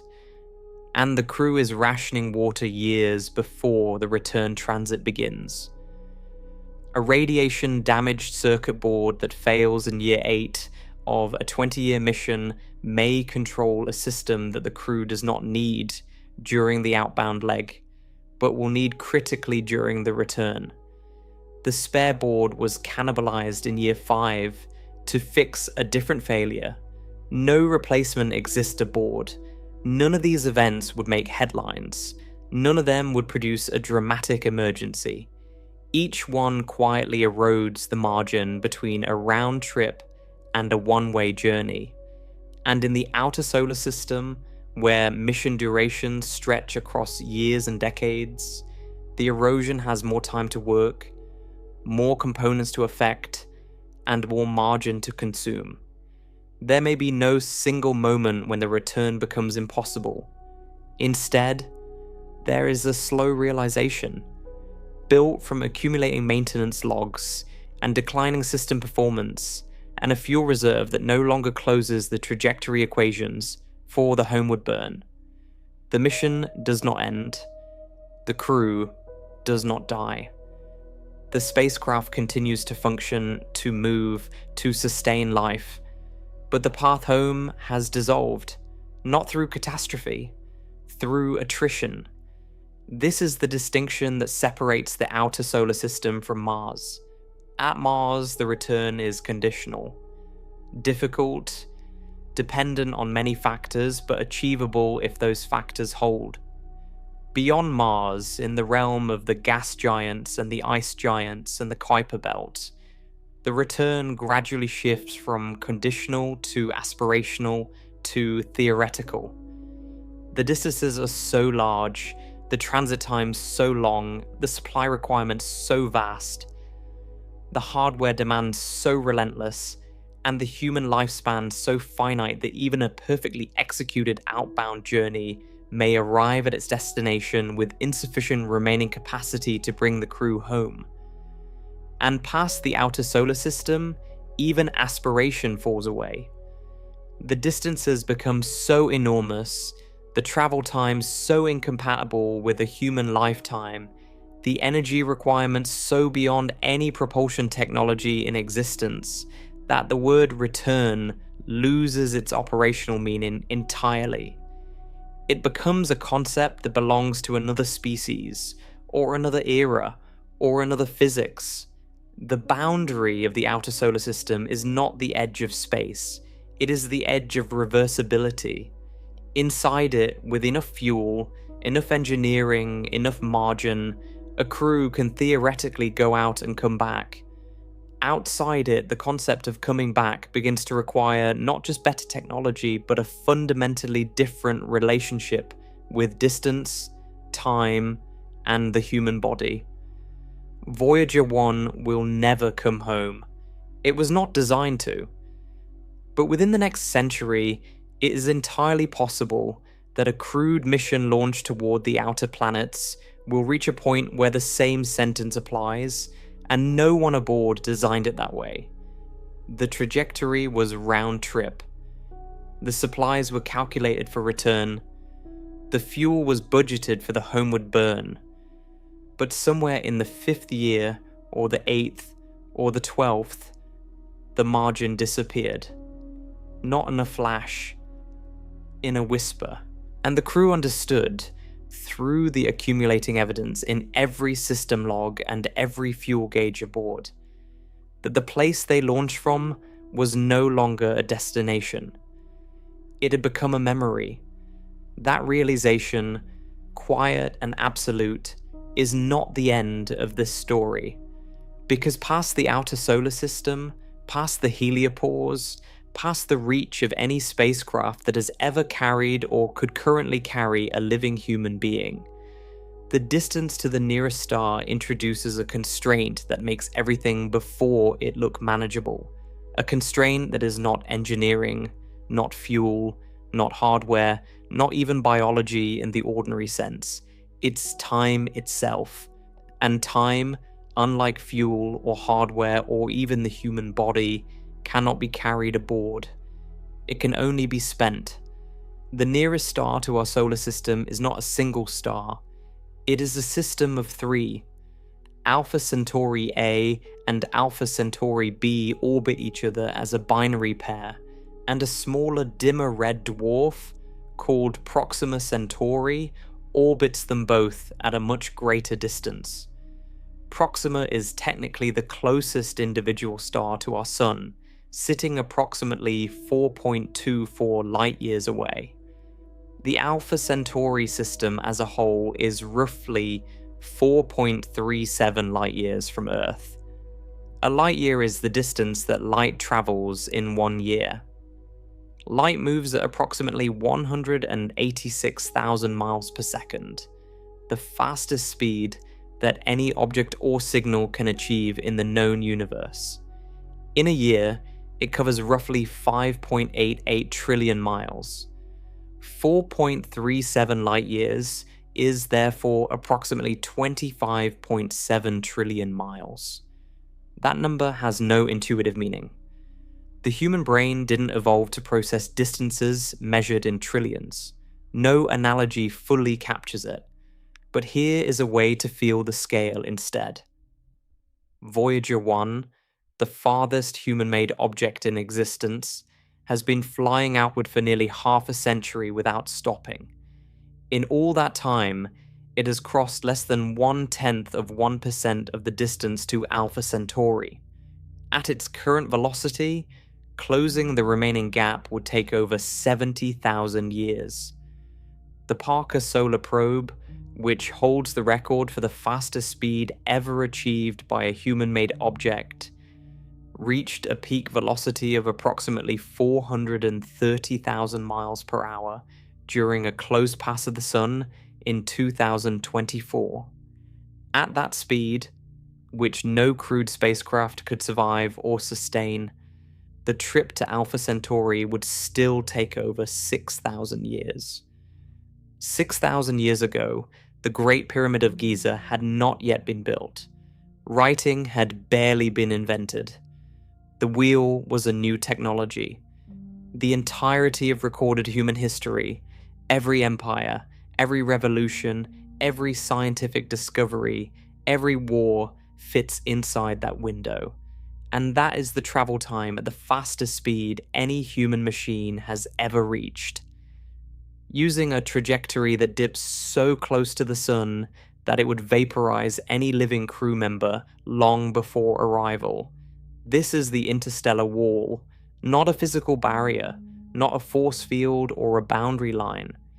It is the collision between the vast distances that separate stars and the speeds that human engineering can currently produce. The gap between the two is so vast that no incremental improvement to existing propulsion will close it. Chemical rockets, the engines that powered every crewed mission from Mercury to Artemis, produce exhaust velocities of roughly 4.5 kilometers per second. Interstellar travel at meaningful speeds requires exhaust velocities thousands of times greater. The gap is not a hill to climb. It is a chasm that current technology cannot bridge. And even if it could, even if a propulsion breakthrough tomorrow produced an engine capable of accelerating a crewed spacecraft to 5 or 10% of the speed of light, a new problem would immediately emerge, one that is rarely discussed in popular accounts of interstellar travel, but that dominates the engineering literature. The deceleration problem. A spacecraft accelerated to 10% of the speed of light is moving at roughly 67 million miles per hour. At that speed, it could reach Alpha Centauri in about 43 years. That is within a human lifetime. It sounds almost feasible, but the number is a lie of omission because it describes only half the trip. A spacecraft arriving at Alpha Centauri at 10% of the speed of light will fly past the star system in a matter of hours. At that velocity, there is no orbiting, no stopping, no exploring. The ship crosses the entire system and continues into the void beyond, exactly as Voyager 1 is doing right now, except 1,000 times faster. To actually arrive, to enter orbit, to study the planets, to conduct any meaningful mission at all, the spacecraft must slow down. And slowing down from 10% of light speed requires exactly as much energy as speeding up to it in the first place. The rocket equation, which governed every constraint in this story from the Moon to Neptune, now delivers its harshest verdict. If the spacecraft carries its own deceleration fuel, that fuel must be accelerated along with the ship during the outward boost. Carrying fuel to slow down means the ship is heavier at launch, which means more fuel is needed to reach cruising speed, which means the ship is heavier still. The mass requirement does not scale proportionally. It scales exponentially. For a ship that must accelerate to 10% of light speed and then decelerate to a stop at the destination, the fuel-to-payload mass ratio becomes enormous. Depending on the propulsion type, it can exceed 10 to 1, 50 to 1, or far worse. Now at the return. A crew that wants to come home must accelerate away from Alpha Centauri, cruise back toward Earth for another 4+ decades, and then decelerate again to enter Earth orbit safely. 4 major velocity changes, each one demanding its own fuel budget, each one compounding the mass requirement exponentially through the rocket equation. The mathematics is unforgiving. For a one-way trip at 10% of light speed with a reasonable propulsion system, the fuel-to-payload ratio might be 4 or 5 to 1. For a one-way trip with deceleration at the destination, it roughly doubles. For a round trip with deceleration at both ends, the ratio does not merely double again, it squares. The total fuel mass for a crewed round trip to Alpha Centauri, even at a modest fraction of light speed, climbs into territory that makes the Saturn V rocket, the largest and most powerful launch vehicle ever successfully flown, look like a bottle rocket by comparison. No existing or planned launch infrastructure, no orbital assembly facility, no fuel depot, no combination of technologies currently under development can produce a vehicle with that mass ratio. The round trip to the nearest star is not merely beyond current capability. It is beyond the visible horizon of engineering progress for generations to come. This is why the most serious interstellar travel concept currently under development does not involve a crew at all. The Breakthrough Starshot initiative proposes using a ground-based laser array to accelerate a probe roughly the size of a postage stamp to 20% of the speed of light. The probe would reach Alpha Centauri in approximately 20 years, snap images as it flew past, and beam them back to Earth using a tiny onboard laser. The concept is audacious and may be achievable within decades, but it carries no crew. It carries no life support. It weighs a few grams, less than a sheet of paper, and critically it has no deceleration mechanism. It flies through the Alpha Centauri system at 1/5 the speed of light and keeps going into the interstellar void on the other side, never slowing, never stopping, never returning. It is a flyby, not a visit. It is a photograph taken from a bullet. And it represents the absolute limit of what current physics and engineering can plausibly achieve for interstellar travel within the next few decades. Scaling the same approach to a crewed vessel is not a matter of building a bigger version. The mass of a crewed spacecraft, even a minimal one, is measured in tens or hundreds of thousands of kilograms. Accelerating that mass to even 5% of the speed of light using any known or seriously proposed propulsion system requires energy outputs that dwarf the total energy consumption of modern civilization. Adding deceleration doubles the energy requirement. Adding a return doubles it again. The numbers leave the realm of engineering and enter the realm of planetary scale infrastructure that does not exist and has no near-term path to existence. This is where the concept of the generation ship enters the discussion, and it is where the meaning of return undergoes its final transformation. A generation ship is a spacecraft large enough to sustain a self-contained human population for centuries. The idea acknowledges what physics demands. If the trip cannot be made fast, it must be made slow. And if it takes longer than a human lifetime, the ship must carry not a crew, but a civilization. The people who launch the ship will live and die aboard it. Their children will be born inside it. Their grandchildren will grow up knowing no world other than the interior of the vessel. Only distant descendants, generations removed from the original crew, would arrive at the destination. The engineering challenges of a generation ship are staggering, but not necessarily impossible in principle. The vessel would need to be enormous, large enough to contain ecosystems capable of recycling air, water, and food indefinitely across centuries.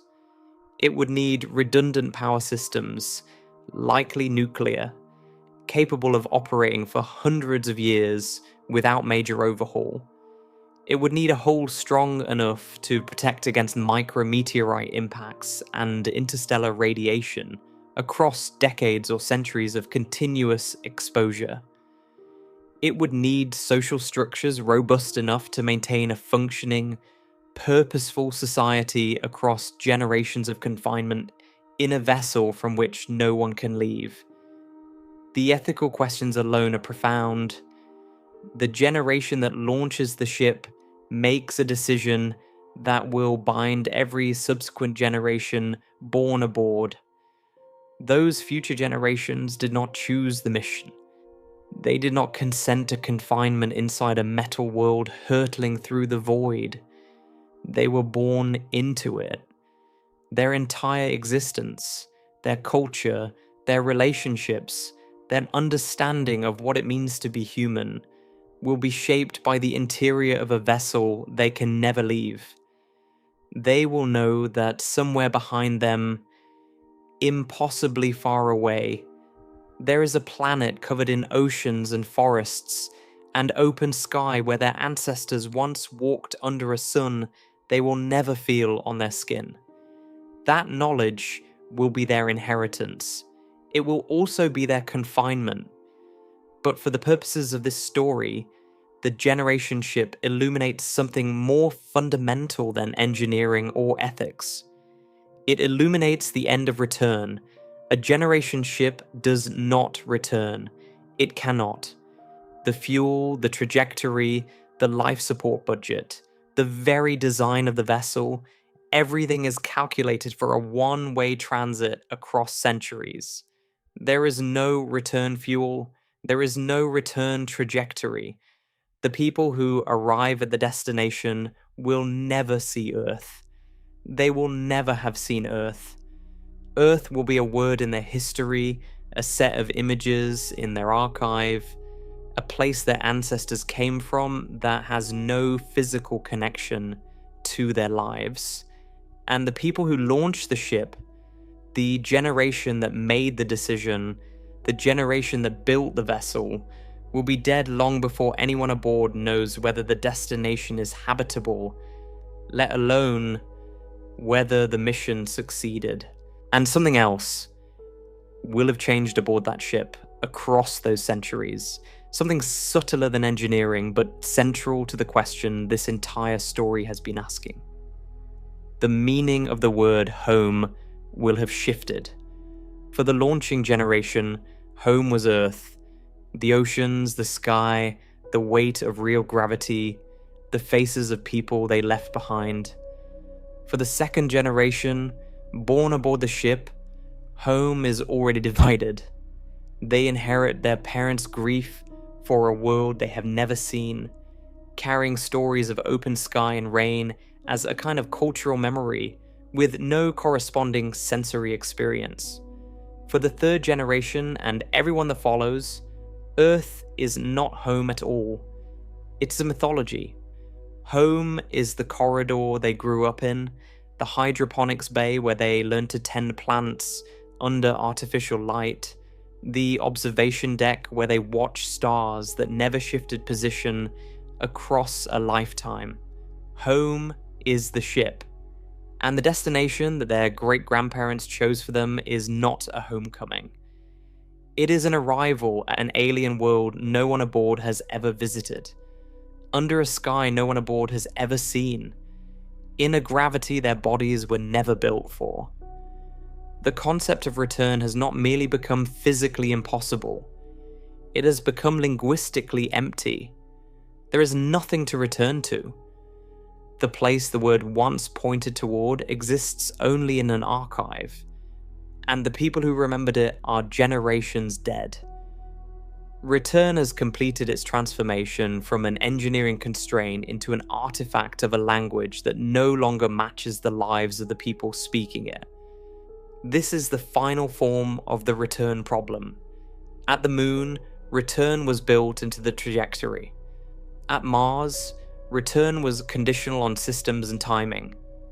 In the outer solar system, return was increasingly impractical within a human lifetime. At interstellar distances, return ceases to be a category of mission planning. It is not difficult. It is not impractical.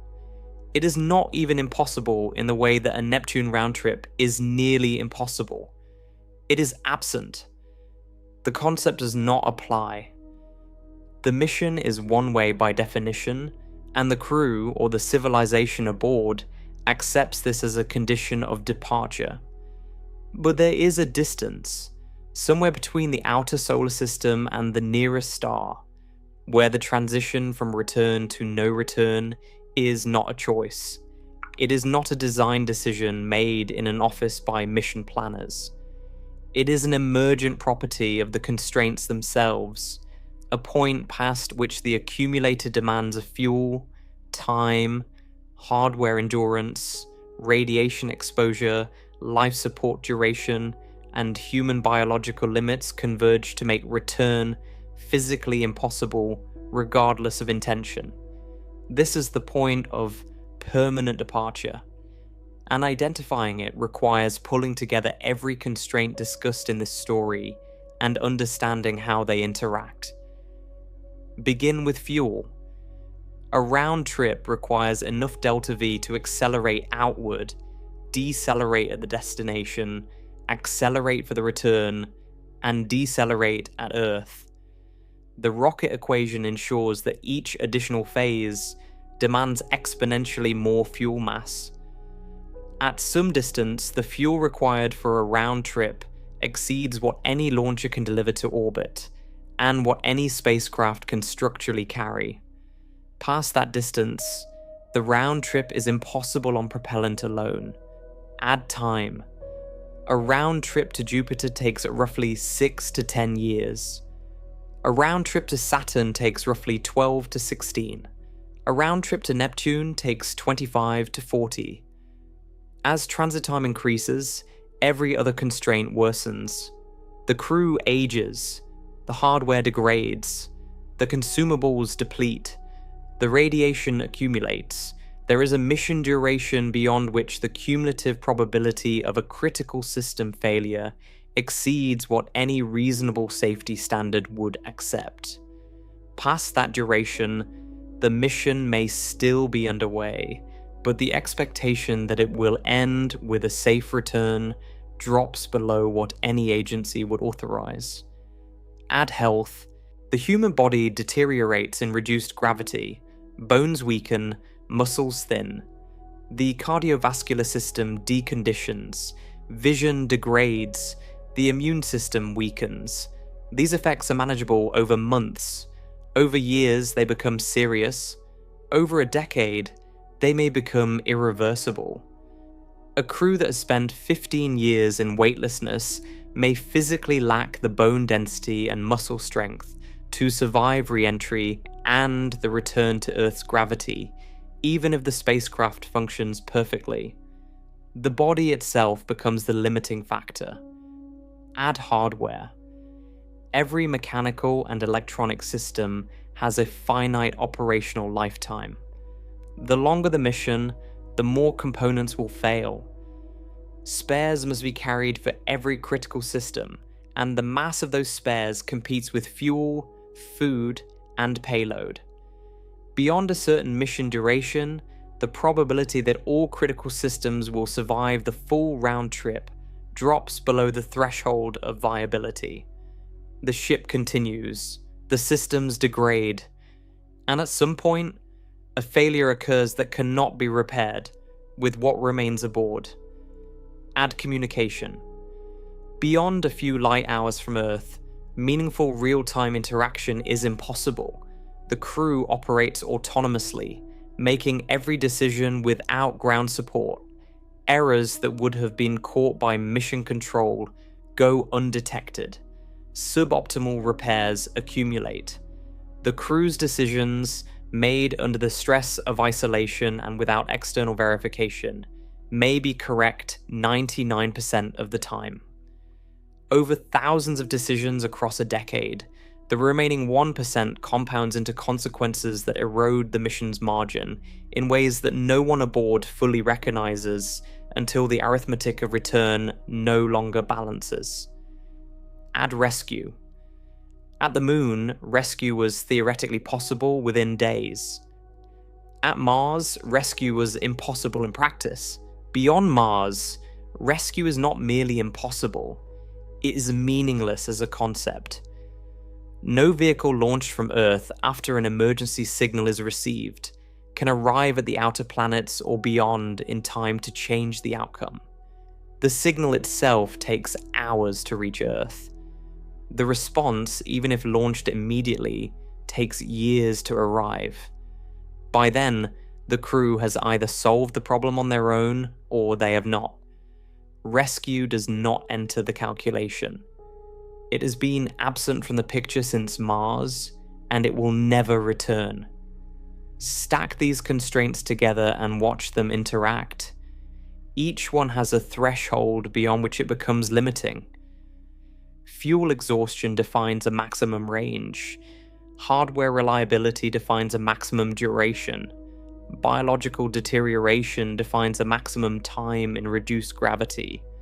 Radiation exposure defines a maximum cumulative dose. Communication delay defines a maximum distance for meaningful operational support. No single constraint tells the full story. But the interaction between them, the way each one amplifies the others in a tightening spiral, creates a combined threshold that is significantly lower than any individual one alone. That combined threshold is the point of permanent departure. It is not a line on a map. It is not a fixed distance from Earth. It varies with the technology available, the propulsion system used, the size of the crew, the degree of redundancy built into the spacecraft, and the risk tolerance of the people who authorize the mission. But it exists, and it is far closer than most people imagine. It is not at Alpha Centauri. It is not the heliopause. It is almost certainly somewhere in the outer solar system, perhaps as close as the Jovian system for current technology, perhaps as far as the inner Kuiper belt for advanced systems that do not yet exist. Somewhere in that range, the accumulated constraints cross each other, and the region beyond the crossing is a place from which no crew can return, not because of a single dramatic barrier, but because the total cost of reversal exceeds the total resources remaining. And here's the part that makes this not merely an engineering problem, but something that reaches beyond engineering into the nature of exploration itself. The crew may not know they have crossed it. There is no alarm that sounds when the point of permanent departure is passed. No warning light turns red on a control panel. No instrument reading changes. No voice from Earth interrupts to announce that the threshold has been breached. The spacecraft is still functioning. The crew is still alive. The mission is still proceeding as planned. But somewhere in the preceding months, the last margin that connected them to a viable return was consumed. Perhaps it was a fuel correction that cost slightly more than budgeted. Perhaps it was a medical event that consumed reserve supplies. Perhaps it was a hardware failure that forced a workaround using parts that were reserved for the return leg. Each event was manageable, each was survivable, and together, silently, they closed the path. Earth is still there. The crew can still see it. A bright point of light among thousands of others, indistinguishable from a star to the naked eye, but identifiable with any onboard telescope. They can still receive signals from it, delayed by hours or days, but still arriving, still carrying news and voices and the sounds of a world that continues to exist without them. Earth has not disappeared. It has not been destroyed. It has not moved, but it is no longer reachable. Not because the distance is too great in some abstract sense, not because space itself prevents the return. Because the fuel has been spent, the trajectory windows have closed. The hardware has aged past its reliable operational life. The crew's bodies have deteriorated beyond the threshold for surviving re-entry, or the life support cannot sustain the return transit with what remains. The path home is gone, not blocked, not forbidden, consumed, used up, spent on the journey that brought them to this point, one maneuver at a time, one system at a time, one day at a time. This is the most frightening distance in space. It is not measured in light years or astronomical units or billions of miles. It is measured in the gap between what remains aboard the spacecraft and what would be required to reverse the journey. When those two quantities diverge, when the cost of return exceeds the resources available, the mission becomes permanent. Not by declaration, not by choice, by arithmetic. And the arithmetic is silent. It does not announce its conclusion. It simply becomes true, the way a bank account reaches zero. The balance does not shout a warning. The transactions simply continue until the next one is declined, and the crew, in this analogy, discovers the overdraft not at a counter but in the void between worlds, where the only bank is the one they brought with them, and it has already been emptied by the journey itself. The question this story began with was, how far could we travel through space before returning home becomes impossible? The answer is not a number. It is a relationship. It is the distance at which the total demand of the return, in fuel, in time, in health, in hardware, in communication, in rescue capacity, exceeds the total supply remaining. That distance depends on the mission. It depends on the technology. It depends on the crew, but it always exists. And for every mission architecture that has ever been seriously studied, it falls far short of the nearest star. The boundary of human return is not at Alpha Centauri. It is not even close. It is somewhere inside our own solar system, past Mars, past Jupiter, in the vast and quiet space where transit times stretch beyond the reliable limits of the machines and the bodies that must endure them. Beyond that boundary, exploration does not stop. A spacecraft can still coast. A crew can still observe. Science can still be done. But the return leg of the flight plan, the one that was always the harder half, the one that demanded more fuel and more endurance and more precision than the outward leg, has quietly become impossible. The mission continues forward because forward is the only direction that remains. This is what separates human spaceflight from every other form of exploration in history. A sailor blown off course could eventually find a shore. An explorer lost in a desert could, in principle, retrace their steps. Even the most remote expeditions in human history, the voyages to the Antarctic interior, the crossings of uncharted oceans, the treks into unmapped mountain ranges, shared one fundamental property. The path behind the explorer still existed. The ground was still there. The ocean could still be crossed in the opposite direction. The environment did not consume the return route simply because the traveler had used it once.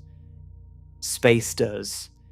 Every kilometer outward costs fuel that cannot be recovered. Every month in transit costs health that cannot be fully restored. Every cycle of the life support system consumes material that cannot be replaced. Every hour of operation adds wear to components that cannot be serviced from outside. The path behind a spacecraft is not a road that remains open after it has been traveled. It is a currency that has already been spent. And once spent, it cannot be earned back. There is no foraging in deep space. There is no living off the land between stars. There is only what you brought, and every day that passes, there is less of it. The farthest distance humans will ever travel and return from is not determined by ambition. It is not determined by courage. It is not determined by how powerful our rockets become or how clever our engineers prove to be. It is determined by the point at which the cost of coming home exceeds what the mission can carry. Past that point, the traveler is no longer an explorer. They are a resident of wherever they happen to be, permanently, irrevocably, whether they chose it or not. And the deepest truth the story has tried to reach is that this point is not dramatic. It is not the moment the engine explodes, or the hull breaches, or the last oxygen tank reads empty. It is a quiet crossing. A line drawn not in the stars, but in the ledger of fuel and time and health and functioning hardware. The crew may still be doing their work. The spacecraft may still be humming with power. Earth may still be visible as a faint blue point in the rear cameras. Everything looks the same as it did the day before. But the numbers have changed. The reserves have thinned past the margin that return requires. And somewhere in the logs, if anyone thought to look, the evidence was already there. A fuel reading slightly lower than projected. A recycler output slightly below its design specification. A crew member's bone scan showing density loss ahead of the model. A bearing vibration in a gyroscope that was not there 6 months ago. Small things, quiet things. Things that individually mean nothing and together mean everything. Exploration becomes permanent the moment the way home closes behind you. And the closure is not an event. It is an accumulation.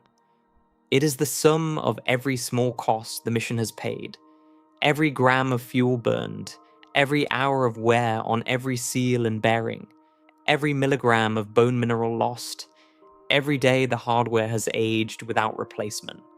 When that sum exceeds the total needed for return, the explorer becomes a settler, not by plan, not by ambition, by the quiet, merciless math of distance, time, and the finite capacity of everything a human being can carry into the dark.